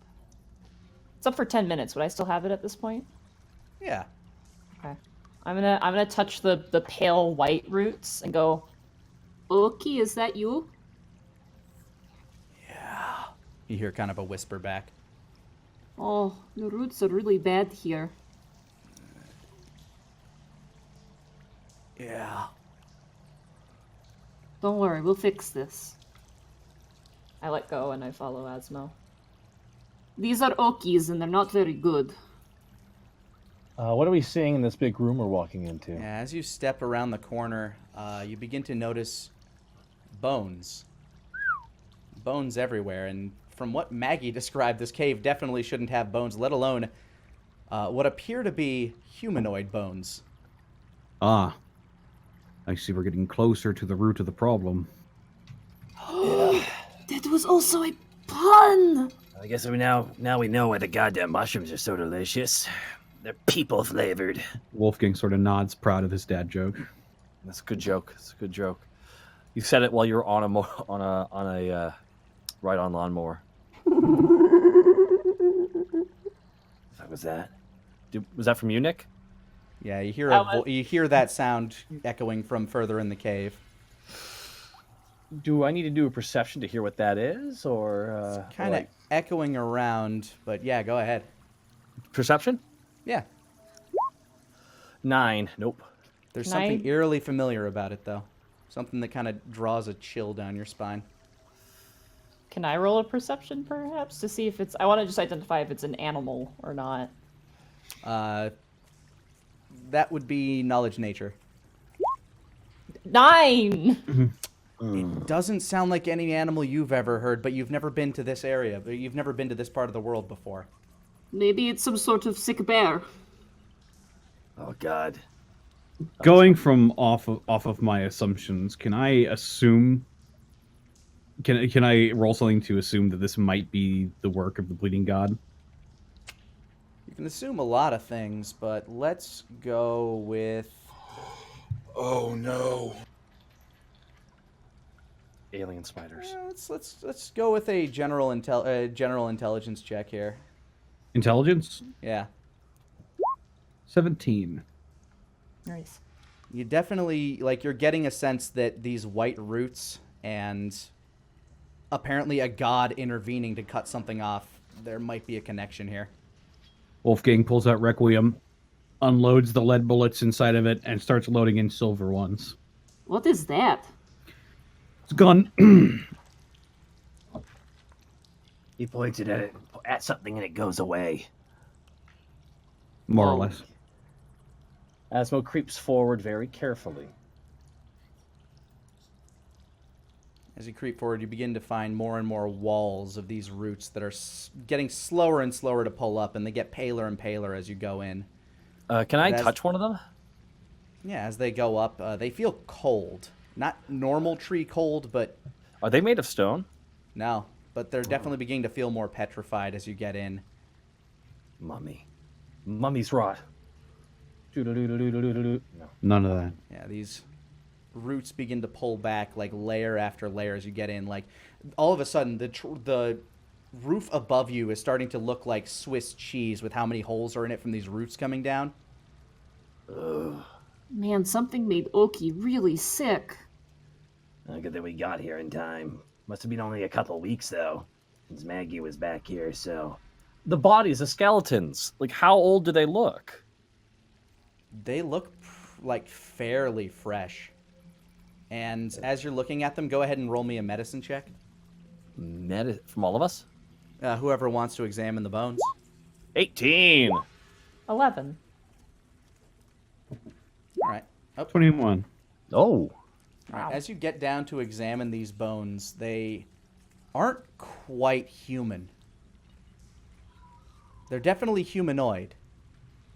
But some of the brows are bigger. You're thinking some of these might be... You're thinking some of these are like drow. You're thinking some of these might be from bugbears. There aren't any that are specifically human. They all seem fairly fresh, and if it like a lot of them are kind of scattered around because the root system that got pushed in down here. Are they picked clean, or is there any meat on them at all? They are picked clean. In fact, some of the bones are just shattered in half and looks like the marrow's been sucked out. Oh, Looks like might be some elven features, and those are definitely bugbear. Huh. I think we might Some have of them found... look like they're Duergar, like dwarven types. I think we might have found the remnants of Gibling's deserters. They made it all the way here. Into this cave in the middle of the woods. And they all got... You're definitely thinking something along those lines, but it's hard to say. As you get closer, there's one thick veil of... Oh, sorry. Asmo's going to ready an action. Sure, what are you prepared? If anything tries to attack, I wish to defend. All right. Well, as you approach this final veil of what looks to be like roots kind of blocking this path, you're hearing this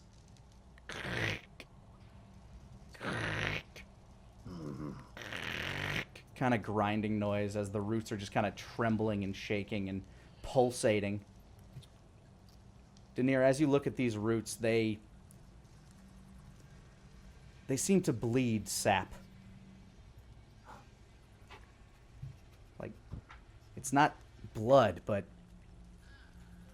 the amber sap that leaks down to your dark vision, it's just uncanny. And you begin to hear creaking as these branches pulse in and out. I look at the gem. How's the gem reacting?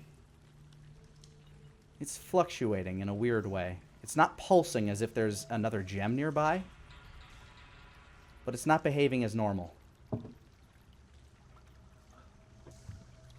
The crystal's reacting to something. I don't know what. It begins to pulse more and more as these branches begin to twist and turn, and they stop for a moment. Okay. They shatter as a horrific, familiar face bursts through. Asmo, you get one action. I immediately just move in front of it and block it. All right, step up in front of it. Yeah. I pull up both my blades in a defensive stance. All What right. does this thing look like? I actually don't know what this looks like. As this creature bursts through, the rest of you are somewhat familiar, and Asmo, this thing is horrifying as it stares at you with its blank eye. But what you're seeing in front of you is a beast that seems to be made of stretchy flesh. Its mouth, like it has flesh that looks like it's been ripped apart to reveal some jagged teeth. Like it never had lips. Its flesh stretching over its maw like strings of cheese dripping off of a pizza. And its maw God. is just covered in blood as it is working its way through these roots. How big is this thing? This thing is definitely smaller than the last one of these that you saw. But when you lit up that room in the dark space, it's probably about the size of the average one of those. It looks like the thing that I saw in the distance that was coming right for me. And as you're trying to push it back, it lets out a sickening screech. Asmo just screams out, "It's Roll a initiative. It's a demon!" Yep. Alrighty. Oh boy, oh boy, oh boy. First combat, let's go. 22. 10. Let me look. Yeah.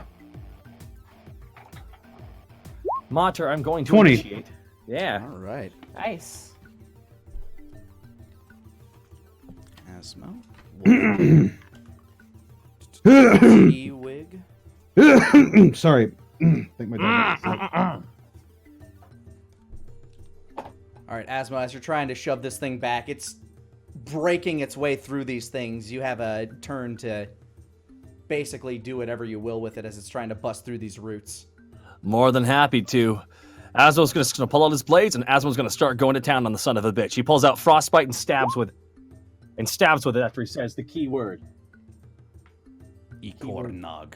Ikornaga. And Asmo's with Ice blades protrude out of your fingers as you start to swing at this thing's face, impacting directly with what appears to be its, like, the front of its nose and slicing straight through. Sweetness. However, it's time. How much damage is that? That's 13. That's 13 damage. All right, it seems to let out another screech as you're essentially giving it another hole in the front of its face. 1. Asmo ain't done. Asmo pulls out Fire Ant. 12. I miss. Yes, you do. As you swing with Fire Ant, this thing's flailing around. You think you clip it, but all you manage to do is kind of like snip some of the stringy flesh around its mouth. And I guess I'll go for my third attack then. Round it off. That sounds reasonable. And one more stab with frostbite. Yeah, 15. That unfortunately is just gonna miss. Damn. Okay. It seems to be flailing around far too madly for you. You get a clip of its horn, but that doesn't appear to do any damage as it glances away. All right, Wolfgang. Asmo seems to be engaged with this horrific beast. Wait, what? What's wrong, Nadine? Sorry, I just was checking something. I was speaking to myself, sorry. It's all good. All right. Wolfgang is going to do dash up against this wall. Going to thrust my hand forward. And I'm going to cast Hex. Good, we're in the woods for that. Go ahead and click it. It's going to be at 3rd level, because Warlock. Mm-hmm. Also, all right. Also choose one ability spell. The target has disadvantage on ability checks made with the chosen ability. What ability do you choose? Dexterity. All right. Oh. /dex. Right. And I believe that is your turn. Nope. Oh. That's a bonus action. Oh shit. Yeah, you're right. I'm going to level Requiem on this thing, and I'm going to fire. Bang! Just regular bullet. Regular silver bullet. 14. Unfortunately, that's going to miss as it glances off another one of its horns. Its face seems to turn towards you and lets out a little... Thirsting Blade, I fire again. 27. And as it turns towards you and lets out that little sneer, you cap it right on the fucking nose. Go ahead and roll damage. Fucking mouth. That's going to be 8 piercing plus... Plus 1d6. 2 necrotic damage. All right. As you fire, you chip straight past one of its fangs in front and lodges itself in the back of his cheek. And that was a silver bullet, by the way. Yep. All right. That'll be my turn. All right. This is your turn, T-Wig. Okay. Your inaugural combat move. As a free action, I'm going to yell at Asmo. Draw it out so the pack can surround it. Asmo hears him. And I am going to bonus action turn into a tiger because of the tabby cat. All right. I do not have the tiger's stats on me, so. It's on page 338. Top 338. right. Is that Monster Manual or Dungeon Master's Guide? Monster Manual. Okay. Write down my health pool. And I'm going to hold my action to pounce that thing the moment it moves closer All right. out of that cavern. T-Wig's eyes glow and then become that little slit shape of a cat. As the body begins to glow, you notice a tail kind of stretching out, kind of like link by link by link, as she becomes this mechanical Zoid-esque tiger. And then you see as these glowing eyes hop back into the dark and wait to pounce. The tail swishes back and forth. Oh, fuck. I love that you just pretty much beat. He's turned into Liger Zero Jaeger. Yeah! Sorry. It does like the Beast Wars, like transformation sound, Beasties, whatever it was called in your country. All right. Well, That ends my turn. sounds good. Asmo, you're going to need to make a strength check as this thing starts to bust through and pounce towards you. All right, strength. Athletics. Athletics. Athletics, yeah. Okay.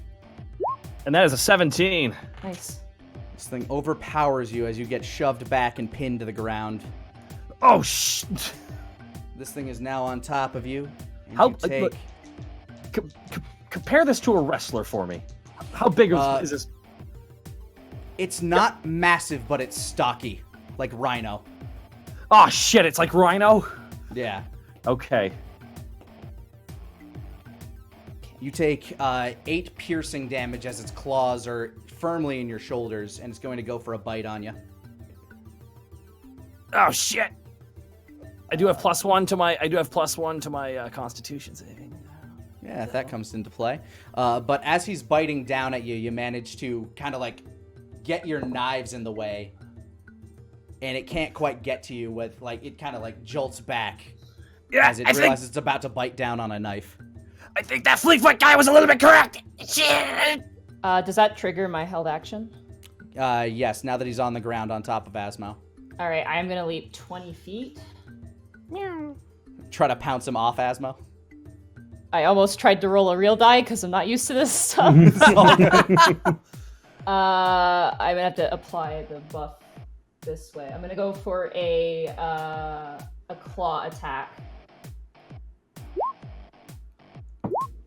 So that's gonna be a 15 plus 5. So that's a 20 to hit. Modified 20. Yes, yeah, that'll hit. Okay. He has to make a strength saving throw as well. All right. Will a 18 get it? Yeah, he passes. All right. But he does take damage still. He takes 5 points of slashing damage. All right. As you raise your claw up and slam it down on this thing's side, you go straight down the shoulder and leave a big fleshy gash. Let me just check something. Also, my strikes as beasts counts as magical Oh, okay. at level 6, just in case that's important. Oh. Then they bleed. Oh, nice. We're level 5, right? Yes. Are we low? Oh, shit, we're level... Never mind, then it's not. Sorry, I thought we were level 6. Well, then it still seems to take the damage, but it doesn't seem to be bleeding. My bad. Oh, come on, pen. All right. Now, we're up to Denier. Okay, so the creature is on top of Asmo, correct? Yes, but it seems to be distracted now, so... It's still on Asmo, but its attention seems to be divided. All right, I'm going to move over here. Given that it's got a clear, given that Denier has a clear shot, since it's on top of Asmo, I'm going to hurl a Scorching Ray at the creature. All right. So that's 3 attacks. 21. That'll hit. Yeah, buddy. 11 damage. Attack number 2. 13. That one will bounce off a cave wall. Attack number 3. 26. Nice. That'll definitely hit. Yeah. Damn right, man. 3 damage. All right. The first firebolt strikes it square in the eyes. It does not seem to affect the beast like that way, other than, having a big heaping fireball in its face. It's certainly not happy about it. It lets out a viscous, chunky sounding screech as another fireball careens off the wall, and then a third one glances it across the side that just got raked.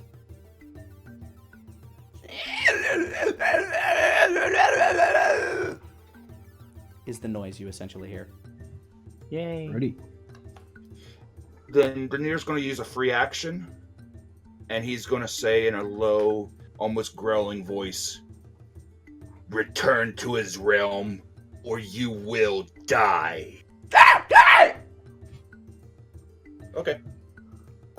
Is that an agreement or a No, disagreement? that's me. That's me acknowledging that I understood what Lani said. It just yarps at him. So, we're back up the list. Asmo, in order to escape this thing's grapple, you can make an athletics check with advantage, as it is currently preoccupied with 2 other searing pains about him. Thanks, T-Wig. Athletics check. With advantage. I'll take that 15. You just beat him. You managed to Oh, wriggle God. out and roll back and kip up back to your feet. Asmo's gonna bop out that, I think it's time, Asmo, to hit that, action surge, baby. All right, go ahead and click that ability. It's time for action surge, which I hope you can push yourself beyond your normal limits for a moment on your turn. You can take 1 additional action on top of your regular action and possible bonus action. So in other words, I think what people said, I now have like 5 attacks.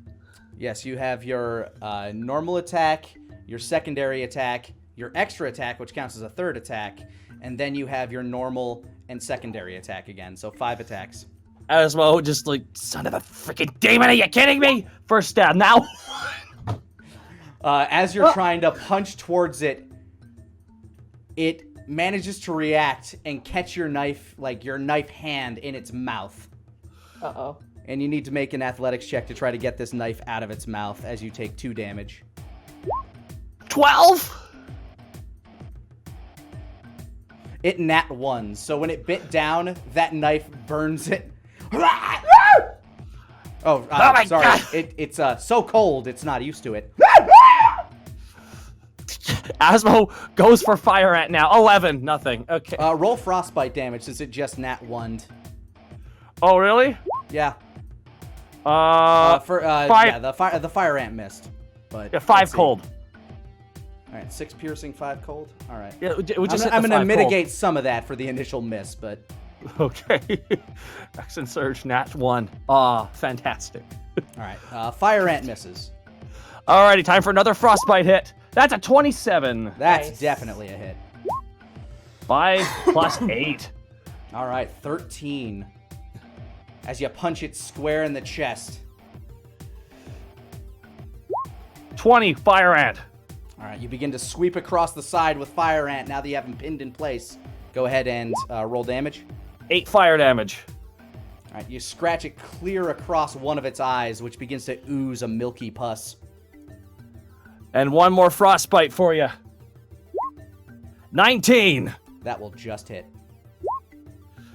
9 plus 1, 10. All right, and as you pull frostbite, you rend it straight up through this thing's chest. And up across its neck. Its mouth is now split in half like the predator, but it's still kind of like wavering there. That was just like, and all right, there we go. Wolfgang. Wolfgang is going to move backwards just a little bit to get a better look at this thing. He's going to thrust Requiem forward. The carving on the side of it is going to glow white, and I'm going to fire out of it a bolt of searing hot white holy fire as I cast sacred flame. All right. Go ahead and click the spell and or roll it. Needs to make a DC 15 dexterity saving throw. And does Hex give it disadvantage on those? Or was that just a... Hex... I can't remember if it's a disadvantage or if it's just a...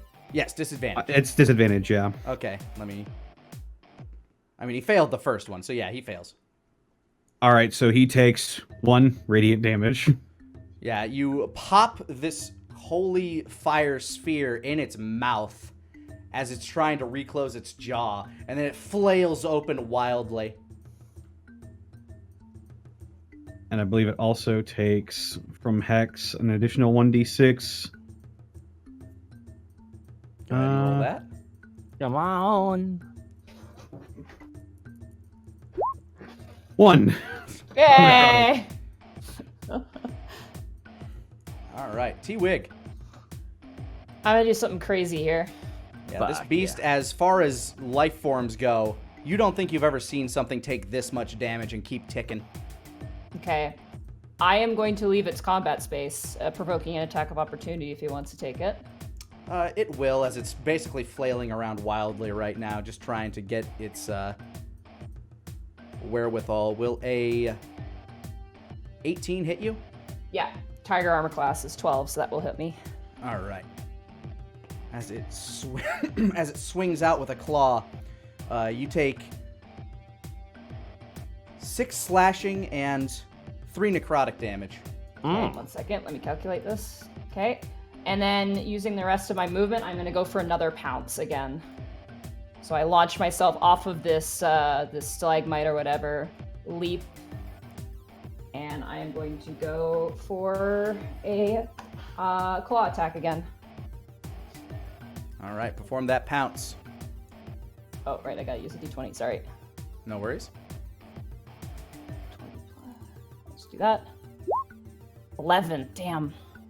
Yeah, that's not going to do it. As this thing's kind of like whipping itself about, you get uneasy as you realize you're about to run into one of its claws on your way in and just kind of like dodge roll out of the way back to where you began. It did spend its reaction, though, so that's good. Yes. Okay, that will end my turn. All right. Well, it's this thing's turn again, and Asmo, it is no fan of you as it begins to bear what's left of its jaw at you. Oh, boy. It flips about, hooks its head to the side, and bites you square in the midsection. No, I disagree. Please, no. You take 7 piercing and 6 necrotic damage as it sinks its teeth into you. Oh, man. Oh, my God. But before you can react to that, another claw comes flying out from the left, but you manage to see it just in time as you swing your face back and the claw scratches straight across your nose. Woo! All right. That is its turn. It has just got its jaws sunk into you. So am I technically grappled right now, then? Yes, in fact, make an athletics check because of that. I'll take that 20. Yeah, you will. As you kind of like elbow it on the side of the mouth because its jaw is still like half formed, you're able to kind of wriggle your way out of that. As we're getting messed up. All right, Denier. All right, is Asmo still giving it cover, or is he still, for the most part, Asmo clear? is now standing between you and it. Okay, game plan is changing up. I don't want to risk hitting Asmo, so instead, I'm going to cast Magic Missile at first level. All right, go ahead and roll the damage for those bolts, as the Magic Missile at first level is 3 bolts, right? Yep, that's 4, 3, 4. As Nice. the 3 orbs Plus leave 3. your hand, they circle around the side of your head, Asmo, as one impacts it square from the left, another one smacks it in the jaw square from the right, and then a third one comes down, and you just hear a sickening crunch as it impacts the top of its skull. and the other eye just bursts out with this oozy, milky pus. It lets out a little gurgle as it collapses to the ground. I'm gonna start ripping it to shreds. The robot tiger begins to shred it to pieces. This thing is unnatural. Yeah, I'm Asshole just lays down. Do I find anything that is a semblance of a heart in this creature, like a heart-like organ? You don't find anything that resemble organs. All right, then You I just find meat and more meat, hollow spaces and gunky, pussy chunks. it is going to be just pulp when I'm done with it. Yeah, the room begins to smell of sulfur. I'm gonna put a hand on Tiger Wig's back. The T stands for tiger. And I'm That's going good enough for to me. sacred flame this thing out of existence. Yeah, you burn it, you burninate it. It lets out this disgusting black smoke that carries out of the cave. Nice shot, Denier. Asshole just lifts up his left hand while he's sitting back, not even looking at Denier, just giving a thumbs up. Much appreciated. When you spend so long with these things, you actually figure out how they start to work and how they can be killed. Yeah, I think it's you keep hitting them until they stop moving. From further in, you hear a sound. I'm going to creep forward. As a tiger form, I'd like to stealth forward if that's possible. Go ahead and roll stealth. Okay, I am proficient as a tiger, so it's a +6 instead of nothing. Works out. 21. All right. Your eyes dim, and you kind of sink into the shadows as you slowly crawl your way forward. I do have dark vision in this form also. Yeah. As you peer around this corner, you see what looks to be another cave opening. And as you crawl around, looks to be a small area back here. But further in the cave, you start to hear it more and more.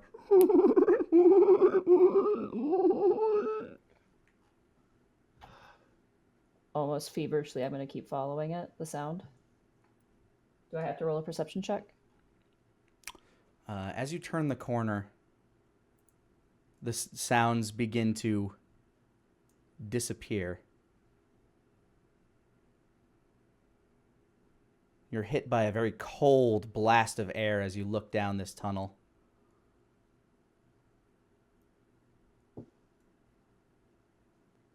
And you begin to feel you begin to hear the sounds again as you start to hear this rumbling coming from down the path. Jeepers. Uh-oh. You see dozens of them coming down this path. Oh dear. The ground begins to tremble. But it begins to tremble as if, not just by their footsteps, but now the ground is trembling. And all of a sudden, rocks just start piling one after the other in front of them. Bam, bam, bam, bam, bam, bam. The cave begins to cave in, and this entire area starts to feel unstable. Yeah, we're moving. Daywag! I make a cybernetic tiger noise and I run after my companions. Does it look like the rocks are dropping on the creatures that are coming? The rocks are definitely dropping on them, but it also seems like some of these stalactites and stalagmites around you, or the stalactites around you, are starting to crack and fall. And I need each of you to make a dexterity save as you're making your way out of this area. 24. I use feline agility if that helps any. You can make it with advantage. Hold on, let me check and see if my 9. Let me see if I have to use my saves.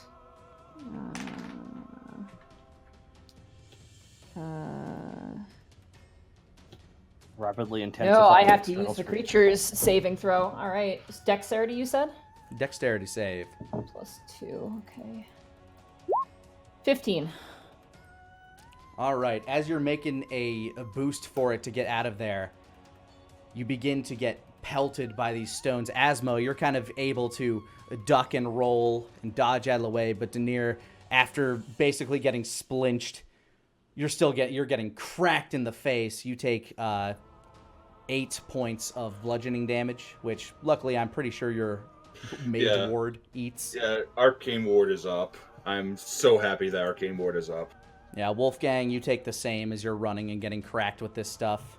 T-Wig, you manage to duck and dodge out of the way of everything just fine. But as you exit out of this cave, you're greeted by everybody who's also trembling as the earth is shaking.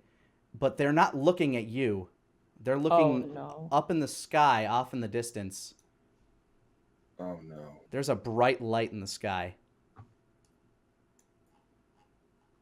And there's a green halo of energy just kind of surrounding this area right now. It makes you, like, as you step out, you begin to feel safe again, even during this massive tremor. But this large, bright, blinding light seems to be coming from south. How far south? It's hard to say, but it's it's probably a week's journey. Like it's just this really bright light, and like that it's gone. And the earth begins to stop shaking slowly.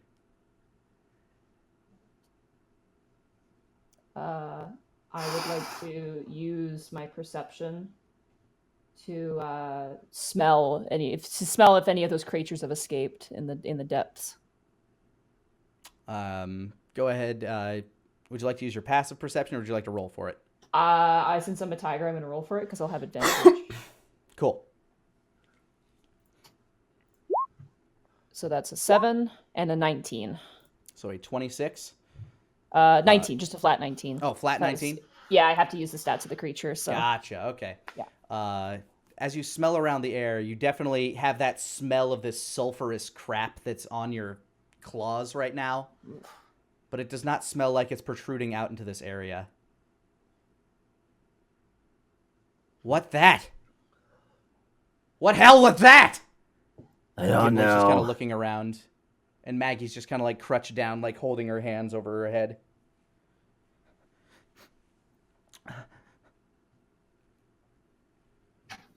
I'll drop the tiger form. The hell that? I have no idea. Maggie! I don't know.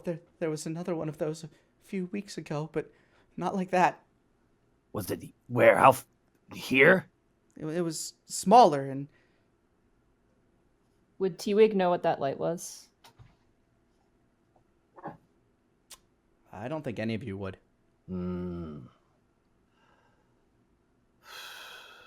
That's not good. I cast Sending. I use my final 3rd level spell to cast Sending to Venereal Wizzlestein. I tell her what we just saw, and I ask if everything in the capital is okay. You get a very hurried response back that everybody is freaking out in a massive, like at this massive earthquake and this light that just protruded from the top of Platinum Peak.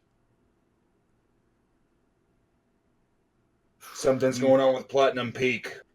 You hear something that you've heard before off in the distance, very distantly. You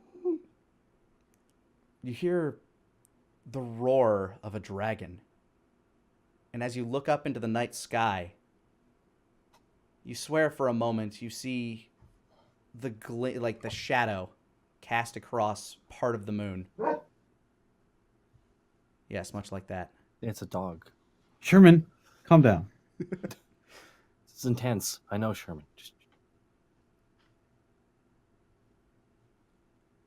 Something big's happening, and you can't quite put your finger on it, but whatever that was definitely unnatural. And the glowing green aura from around this place begins to fade a little bit. I'm gonna run over to Okey. Okey's still there, right? Yeah.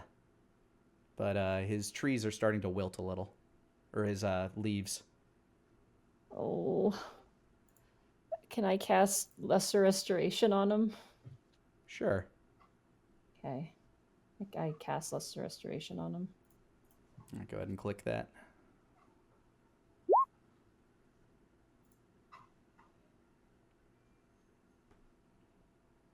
You definitely feel like you're doing some good here, but you're thinking that whatever is plaguing him is more than just a simple disease. I'm gonna cast Speak with Plants again.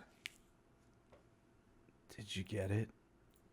We did, but there were a lot more than we thought. But the earthquake seemed to have taken the rest of them out, but... I'm glad I could help.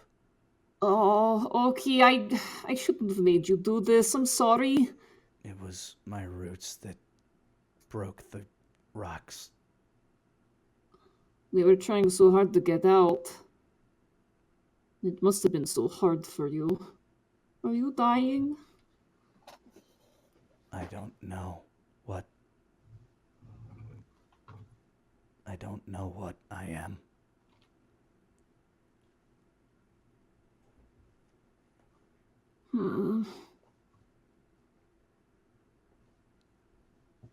Is there something I can do to help you? You've Anything? been very kind.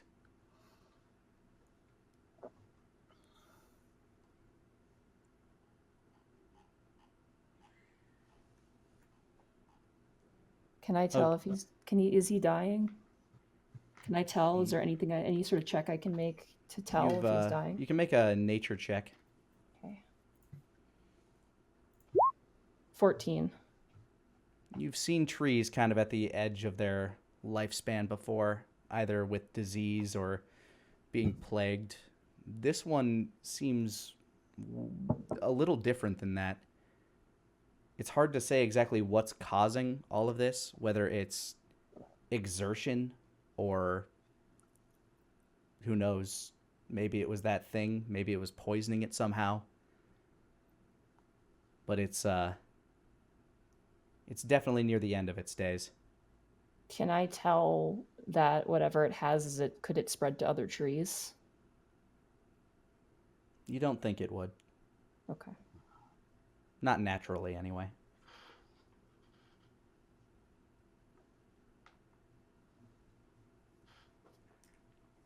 Was Fleetfoot just buying time?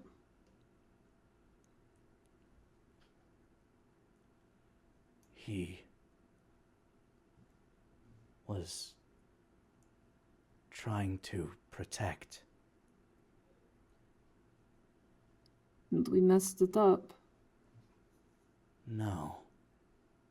He told me that you would help.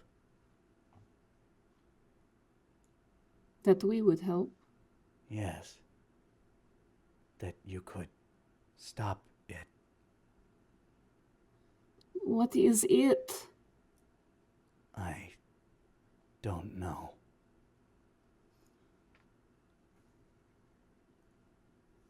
Thank you, Okey.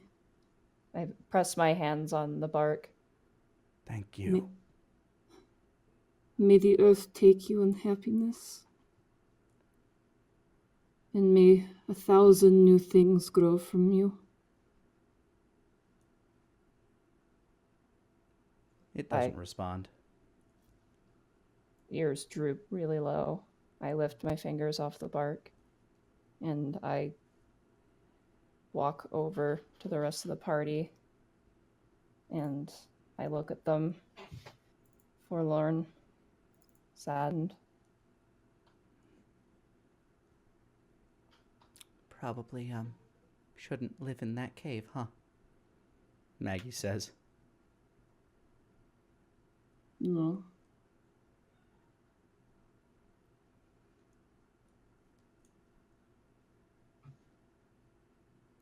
Well,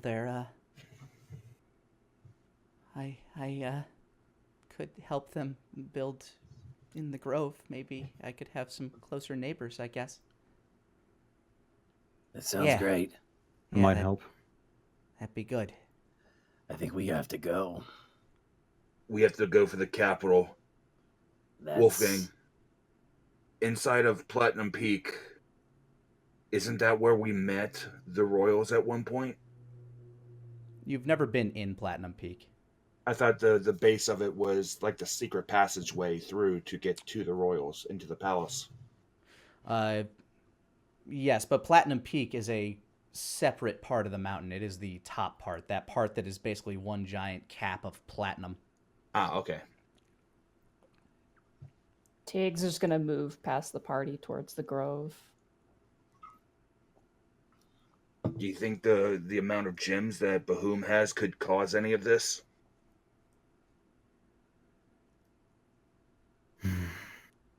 I hope not. I warned him what those things are capable of.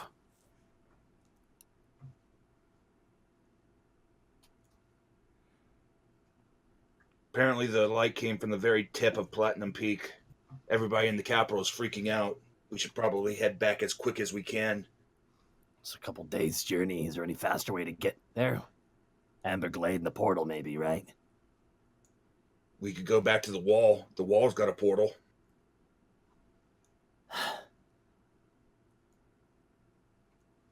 Well, what do you say? Whatever's closest, we need to get there fast. That would definitely be the wall. Gibbling, do you think you can take care of your people from here now that we got you here into the grove with Maggie?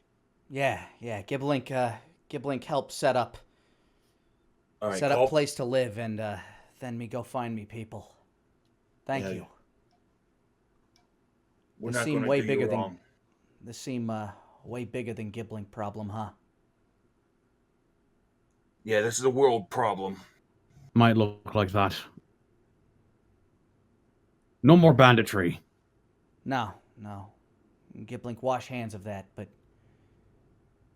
Giblink bring people back. You need Giblink help. You've done a lot good for Giblink. I'll keep that in mind. All right, everyone, gather around. We need to get out of here.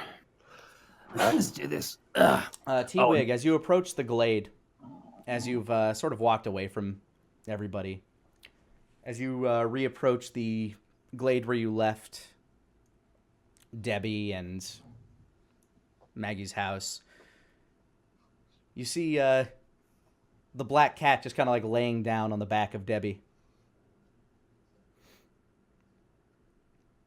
Hey. Its ears just kind of twitch and looks up at you. Oh, hey. The rain to the wind said, "You push and I'll pelt." They so smote the garden bed that the flowers actually knelt, and lay lodged though not dead. I know how those flowers felt. Kind of slump to the ground and sit down. That's cool. It is a poem. I like it. Thanks. It hops down off of Debbie, who just kind of gives like a little shake. The cat wanders up to you and just kind of like nuzzles the side of your knee as you're slumping down. You seem down. I don't understand why I am, though. Just kind of sits down, kind of cocks his head to the side. What do you mean? Everybody Trees gets down. die. Well, yeah, but I don't remember being this way before. What was it like before? Well, animals would die, and plants would die, and it was just... there was Natural. nothing. Well, yeah, and there was... I just kind of scratch my head. I don't understand. It's so hard to explain. It's like... there was nothing there. But today a tree died, and then I just... it's heavy. I feel heavy. We feel heavy. I feel heavy too sometimes. Is that what it is to be alive? Yeah, I guess.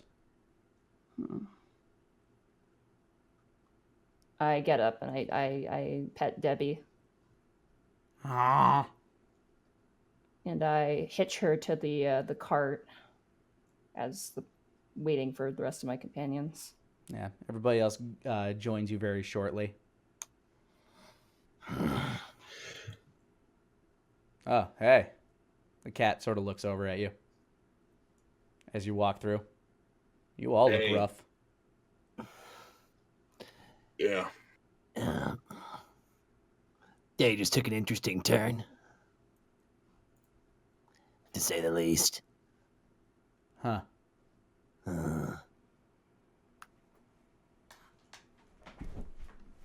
Tell you what, man. Do me a favor. Keep an eye on the goblins. Make sure that everything's good. That they're coexisting with Maggie. All right. I'll keep in contact with you and keep an eye on the situation. But we got a book. Apparently, something's going down in the capital. Oh, shit. Yeah, that's cool. We'll be back. We'll be back though, and I'll send you a message sometime. Cool. Go ahead, Monty. Wolfgang, Denier, Esmo. Do you think we could ride Debbie on deck? Load her into the back of the wagon? No. 2 people on Debbie, 2 people on me. I don't think Debbie can handle half a person. Well, if Debbie can pull a wagon, maybe. Oh, we gotta get back fast because of what happened. Here's the problem, though. We don't know if there's any magicians up the wall. Yeah, let's head back to Amber Glade. Let's bring her home. Oh. We'll At least go know back that one's working. Yeah, we'll go to Ember Glade. We'll see if there's we'll return Debbie to the general store owner. I don't want to do him dirty. And we'll see if there's anybody there to be able to get us to the capital. Okay, I'll hitch the wagon then. All right, you hitch Debbie to the wagon and you begin your journey. Takes about 2.5 days. You manage to save some time by not sleeping very much or sleeping in shifts. And T-Wig, sometimes you'll shift out with Debbie and load Debbie into the back of the cart. Yeah, Debbie gets a break. Oh. It's funny because I basically look like a robotic copy of her.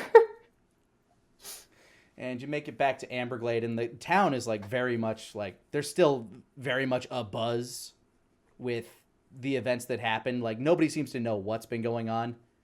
Nobody's been given any good information. But you return Debbie in the cart. You get your 50 gold back. Goodbye, Debbie. You've been a good horse. Oh. Both his eyes blink out of sync. Debbie licks the side of your face, T-Wig. Oh, I give Debbie a hug. Oh. Then it looks at you, Denier, and just kind of sneers. Like furrows its eyes at you. Denier narrows his eyes at Debbie, points towards his eyes, and then points them right back at Debbie. So, I'm watching you. It gives like a little bite motion at you. I release from the hug and give Debbie a final pet and leave. You guys make your way back to the fort that's just outside of Amberglade. And yeah, they kind of expected to hear back from you and give you a quick passage back into the dwarven city near Dragon's Rest. Yeah, I would have kept in contact with Ramses and Venereal over the course of the journey with sending. Yeah, Ramses would have been very intrigued by what's been going on, and from what you've gathered, the entire town has just been a huge commotion. A lot of these people from down on the bottom, especially the ones who are kind of against the royal family, are definitely way more up in arms. They're throwing around a lot more propaganda. And as you get there, you are greeted by Venereal. Finally. Hello. Hello. Wish we could be a bit... I wish we had more time, but Yeah, what the hell was that? urgently That's what we need to find out. Oh boy. Let's go. There's a council currently ongoing, but I have come to escort you back to the city, and it is quite possible that we may need your assistance sometime soon. All right, well, talk pay. Let's walk and talk, though. Okay.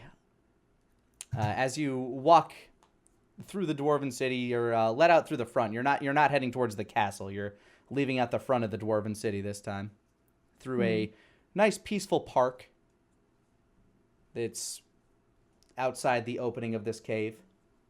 Not the same. It's definitely not the same, but you're looking at this nice serene park with the backdrop of a massive city behind it. So, we're not sure exactly what all that was, but tell us. I need to be here to debrief. How did your mission go? Well, we found out a bunch of pretty much it was all leftovers of the underground city that you guys broke up, and almost all of them went on to join with a drow, a mysterious drow. So that's fun. A drow? Yeah, that's what we were told. Like a dark elf? Yeah. All right. Well, did you manage to stop the raids? Yeah, we took care of the problem. Yep, it's all good. We also made lots of friends. Oh. Well, that's nice. We did it diplomatically. We moved them to a location where they won't harm anybody else, where they can't be harmed, but at the same time they're of use to the capital. She's looking you guys up and down, and particularly notices that Asmo's armor definitely looks like it's taken some wear. Does he notice her looking? Yeah, she kind of points at like the midsection point that looks like it's riddled with holes and kind of torn up. So, if it went so well, then what happened here? Oh, this is unrelated. They were trying to look for a place for some of them to stay, for a short amount. So we went inside a cave. And what we saw was ever so concerning. The thing, by the way, T-Wig, we didn't see the things hanging up that hallway, right? Only T-Wig did? Only T-Wig saw that. Did T-Wig tell us? Nope. Okay. T-Wig wouldn't know to tell you guys unless it came up in conversation. You but, definitely would have he did. heard more of them, but you don't know exactly the extent of it. There was something inside the cave, something we Demons. Demons. Yeah. Lots of them. You know those things I told you about that I see whenever I go to sleep? Yes, your nightmare creatures. Yeah, we found one here, near Fallwood Burrow. In a cave? Mm-hmm. Where? Several of them, from the sounds of it. It's in the Hexwoods. Hexwood. West of Fallwood Burrow. Well, that's concerning. Any soldiers we've ever sent towards the Hexwood haven't come back. The woods themselves are highly protected. I'm sure that I've told you the story about the first time we went in, finding an ogre being eaten by a tree. Yes. Like actually eaten. All trees eat people, guys. But Not the way that you're thinking. quick question though, do you know? Does the name Fleetfoot ring any bells?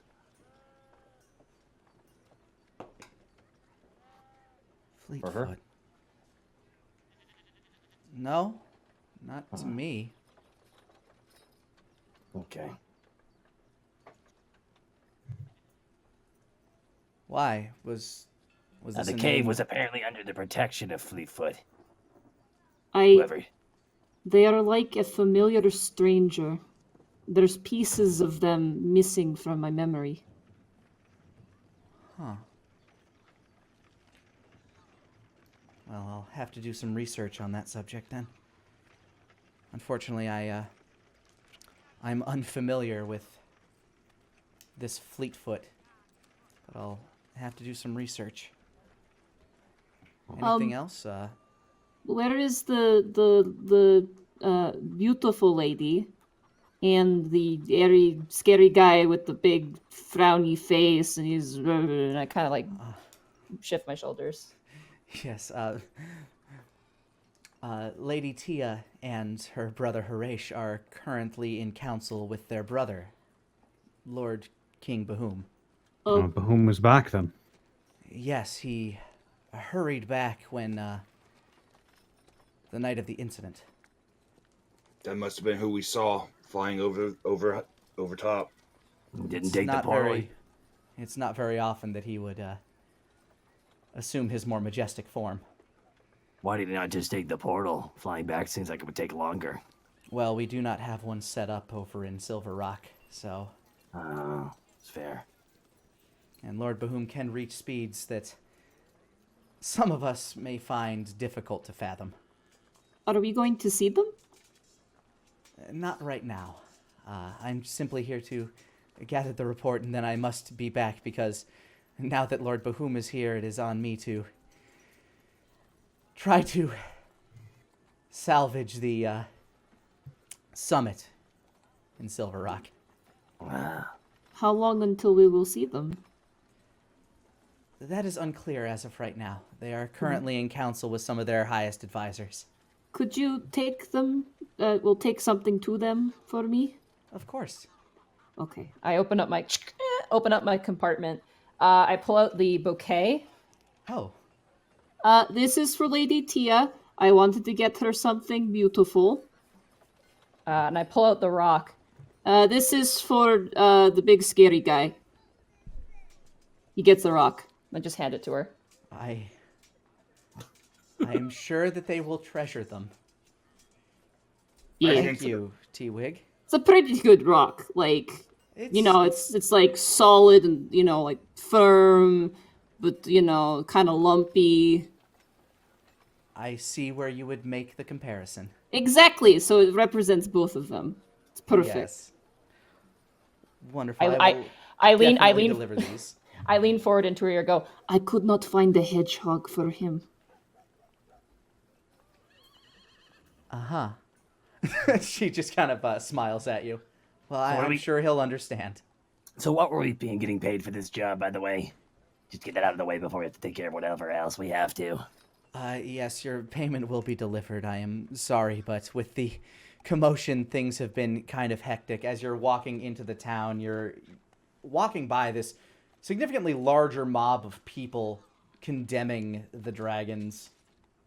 Ugh. As I see any members of the Kylum Diaboli on the street, I'm going to start barking orders at them to help anybody who was injured in the quake and just start calming people down. All right, you're not familiar with every single face of your new recruits, but go ahead and roll perception as you're walking through town.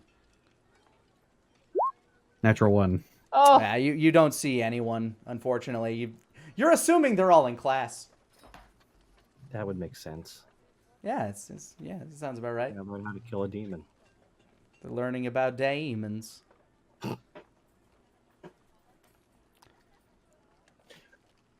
Although, Harash will be excited about one thing. The test that he wanted T-Wig to go through was rather successful. I think I failed. What? Oh. What do you mean? I'm Both of less you. so. I looked at Denier. What do you mean? By all means. No, you first. We How both. did I succeed? You protected the rest of your pack. When the creature emerged, you and Asmo took charge and rushed to protect Wolfgang and myself. Mm-hmm. Harash wants to know. Protected, but Just mumbles under his voice. mumbling to himself. Didn't Hooray. need protection, but Does Asmo hear that? Because Asmo has a comment. You're there. Asmo just looks, do you, forget the genie? That's all he says. Harash wants to know if someone like you, not you, but someone like you would be effective at protecting those that cannot protect themselves. And by doing that, granted, Wolfgang and myself can easily protect ourselves, but you and Asmo jumped forward to take charge and protect. And that's what Harash wants to know. Can you protect? And you did. You pass. T-Wig, you believe you failed. Why is this?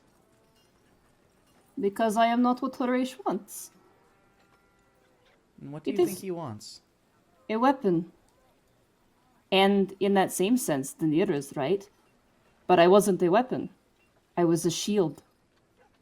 He doesn't seem too keen on shield, a man who can take so many blows. So, in that sense, I have failed. She lets out a warm smile as you're talking. You're miraculous, T-Wig. I don't know... I still don't quite know what exactly you are, but... I think you're a good person. I think we are okay. Well, I have to go deliver this report. You're all free to go about as you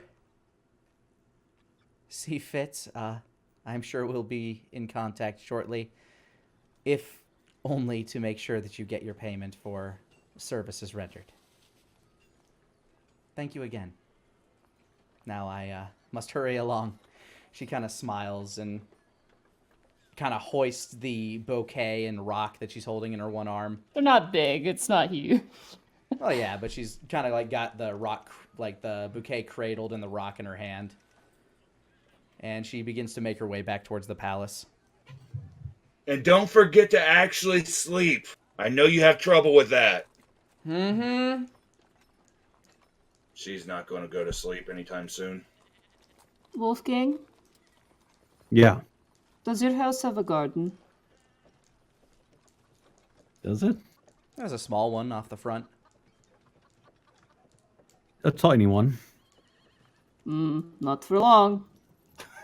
I pull out the cherry sapling.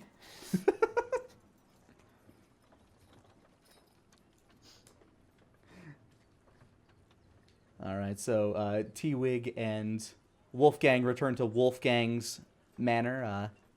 Asmo gets back to his New York studio apartment, which is just one giant room and a bathroom. Yep. It's a very nice space. You got it all decked out. It's got like swords and shit on the walls. It's just got one. Like was there ever a wanted poster of Asmo? He wants that shit framed. I don't think you've done enough to earn a wanted poster. Yeah, but I want to in this re-roll my town. character. Well, Taka, you could always frame the miscreant letter from the library. There you go. Sure, there you go. Never let him.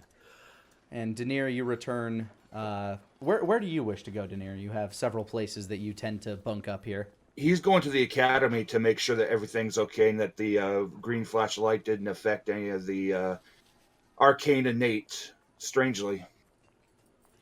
As you step in there, Ramses Palto will greet you. Oh, hello, my friend. Welcome back. Good to be back. I've got quite the tale to tell you.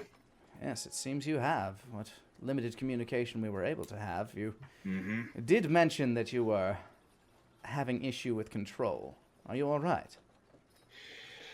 I didn't clear my mind. Ended up in the middle of a bunch of roots. Something I'm going to have to work on a little bit more. Yes, I believe it is something we'll have to continue to strive forward on. Until it's like second nature to you. Once your will is dominant over the thing, then BAM! All of a sudden, it makes everything else so much easier. I have a theory, though. Yes, go on. So, when we found you in that cave near Mitternacht, Yes, the creature dreadful that you business. saw, we found a cave of these creatures. I think that their proximity to the gem may have interfered with it some. whenever I practice here, there's nothing of the sort. Maybe their connection to the bleeding god somehow interfered and jumbled my connection to the gem somewhat. Well, that would be troubling. All the more reason that we need to get you stronger. Indeed. How are the students? Oh, they're adapting quite well. We don't have many yet, of course, but as they're being sent from the north from those that are willing to come forward, our ranks will grow. And soon we'll have a full, thriving academy. I would suggest focusing on Silver Rock. I know of one, an arcane innate that came from there that seems very, very strongly against going back to that town ever again. Yes, this bar boy you spoke of. The one that Abigail is quite fond of. Indeed. The very same. I don't know why he doesn't want to go back, but I would suggest that we start focusing there. Well, I'll put out some feelers. The summit's in, less than a week now. So, surely that will be possible, as I am bound to head up there myself. Luckily, word of what I am doing and what I am has not reached the north as far as I am aware, so everything still seems to be going well. Oh, good. I'm color me curious. Are you still the Archmage's advisor, or have you stepped down from that position now that you've come here to be a liaison?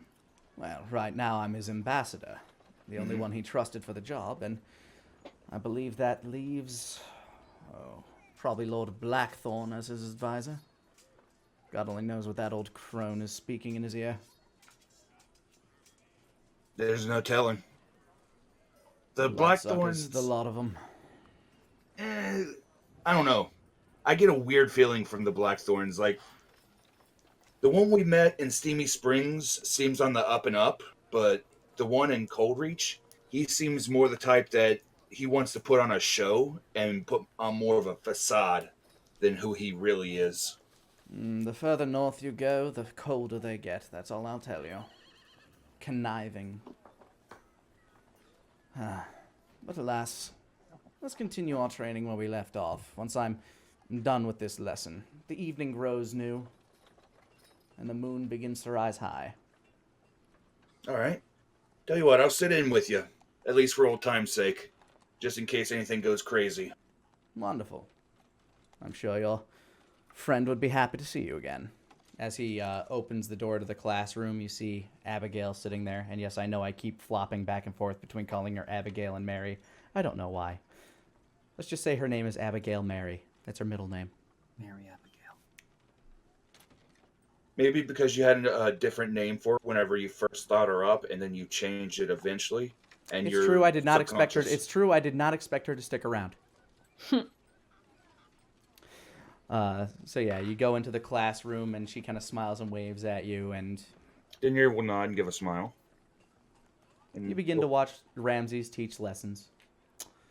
Meanwhile, Wolfgang, you and T-Wig have made it back to your place, and T-Wig, you found a nice big patch out in the front where a tree could conceivably grow.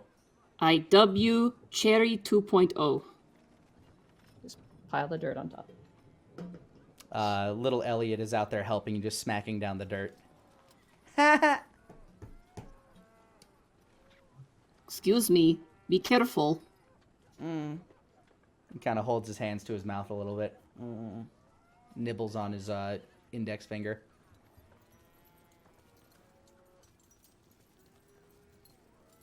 This is Cherry 2.0, human puppy.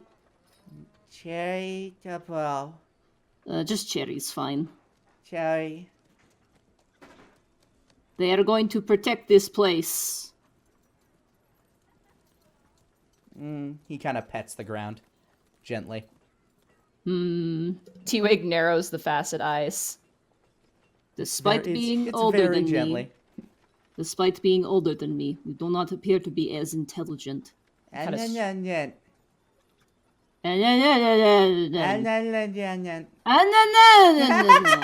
He kind of giggles. Don't laugh at me! Claps his hands. Wolfgang peers around a corner with like glowing eyes. You bullying my son. I'm not doing anything! He's laughing at me! Bunny. He's just having fun. Ugh. Okay. But make sure he doesn't step on Cherry, okay? I'll do my best to make sure that none of that happens there. Jamat kind of steps out from the corner and takes young Elliot's hand. Come on, Master Elliot. It's about time for bed. Have a good night, my grown lad. No, Daddy. I reach out to him and I pull him into a hug. Kiss his forehead. He gives you like 7 or 8 kisses on the cheek. All right. T-Wig will walk up to Wolfgang. Off to bed with you. Night. And Jamat takes him by the hand as they sort of waddle into the home. Wolfgang. There were lots of them. Sounded like a lot of them. I Did you saw. see how many? There was lots of them. We're gonna need more members. You look off into the night sky as we fade into Asmo as he's re-entering his studio apartment. Closes the door with his foot. Hits the 3 locks on the door. You turn around and there's 2 red glowing eyes looking at you. I immediately pull out my blades. I need your assistance. Oh, thank God it's just you. Comes the voice of the wraith. Oh, thank God it's just you. It powers down. And you're looking at 2 red glowing eyes on the front of a metal mask, and Garrick removes it. Garrick, I know why you gotta do it, but why do you have to be here like it? Something big's coming. I saw in the distance. I saw on the way up by Fallwood Barrow. No. Saw that. Something else. Something different than that. What? The underworld is moving. Why? And they're planning something, and he hands you the mask. I need the wraith to show up, but I can't be the wraith. Oh, really now? Will you help me? He looks you in the eyes with the stern determination of somebody that's Asmo borderline nods. scared. Asmo goes for the "you son of a bitch, you goddamn right," and just kind of grabs them and flexes their arms. Damn right. And this is where we will end tonight's episode. Oh.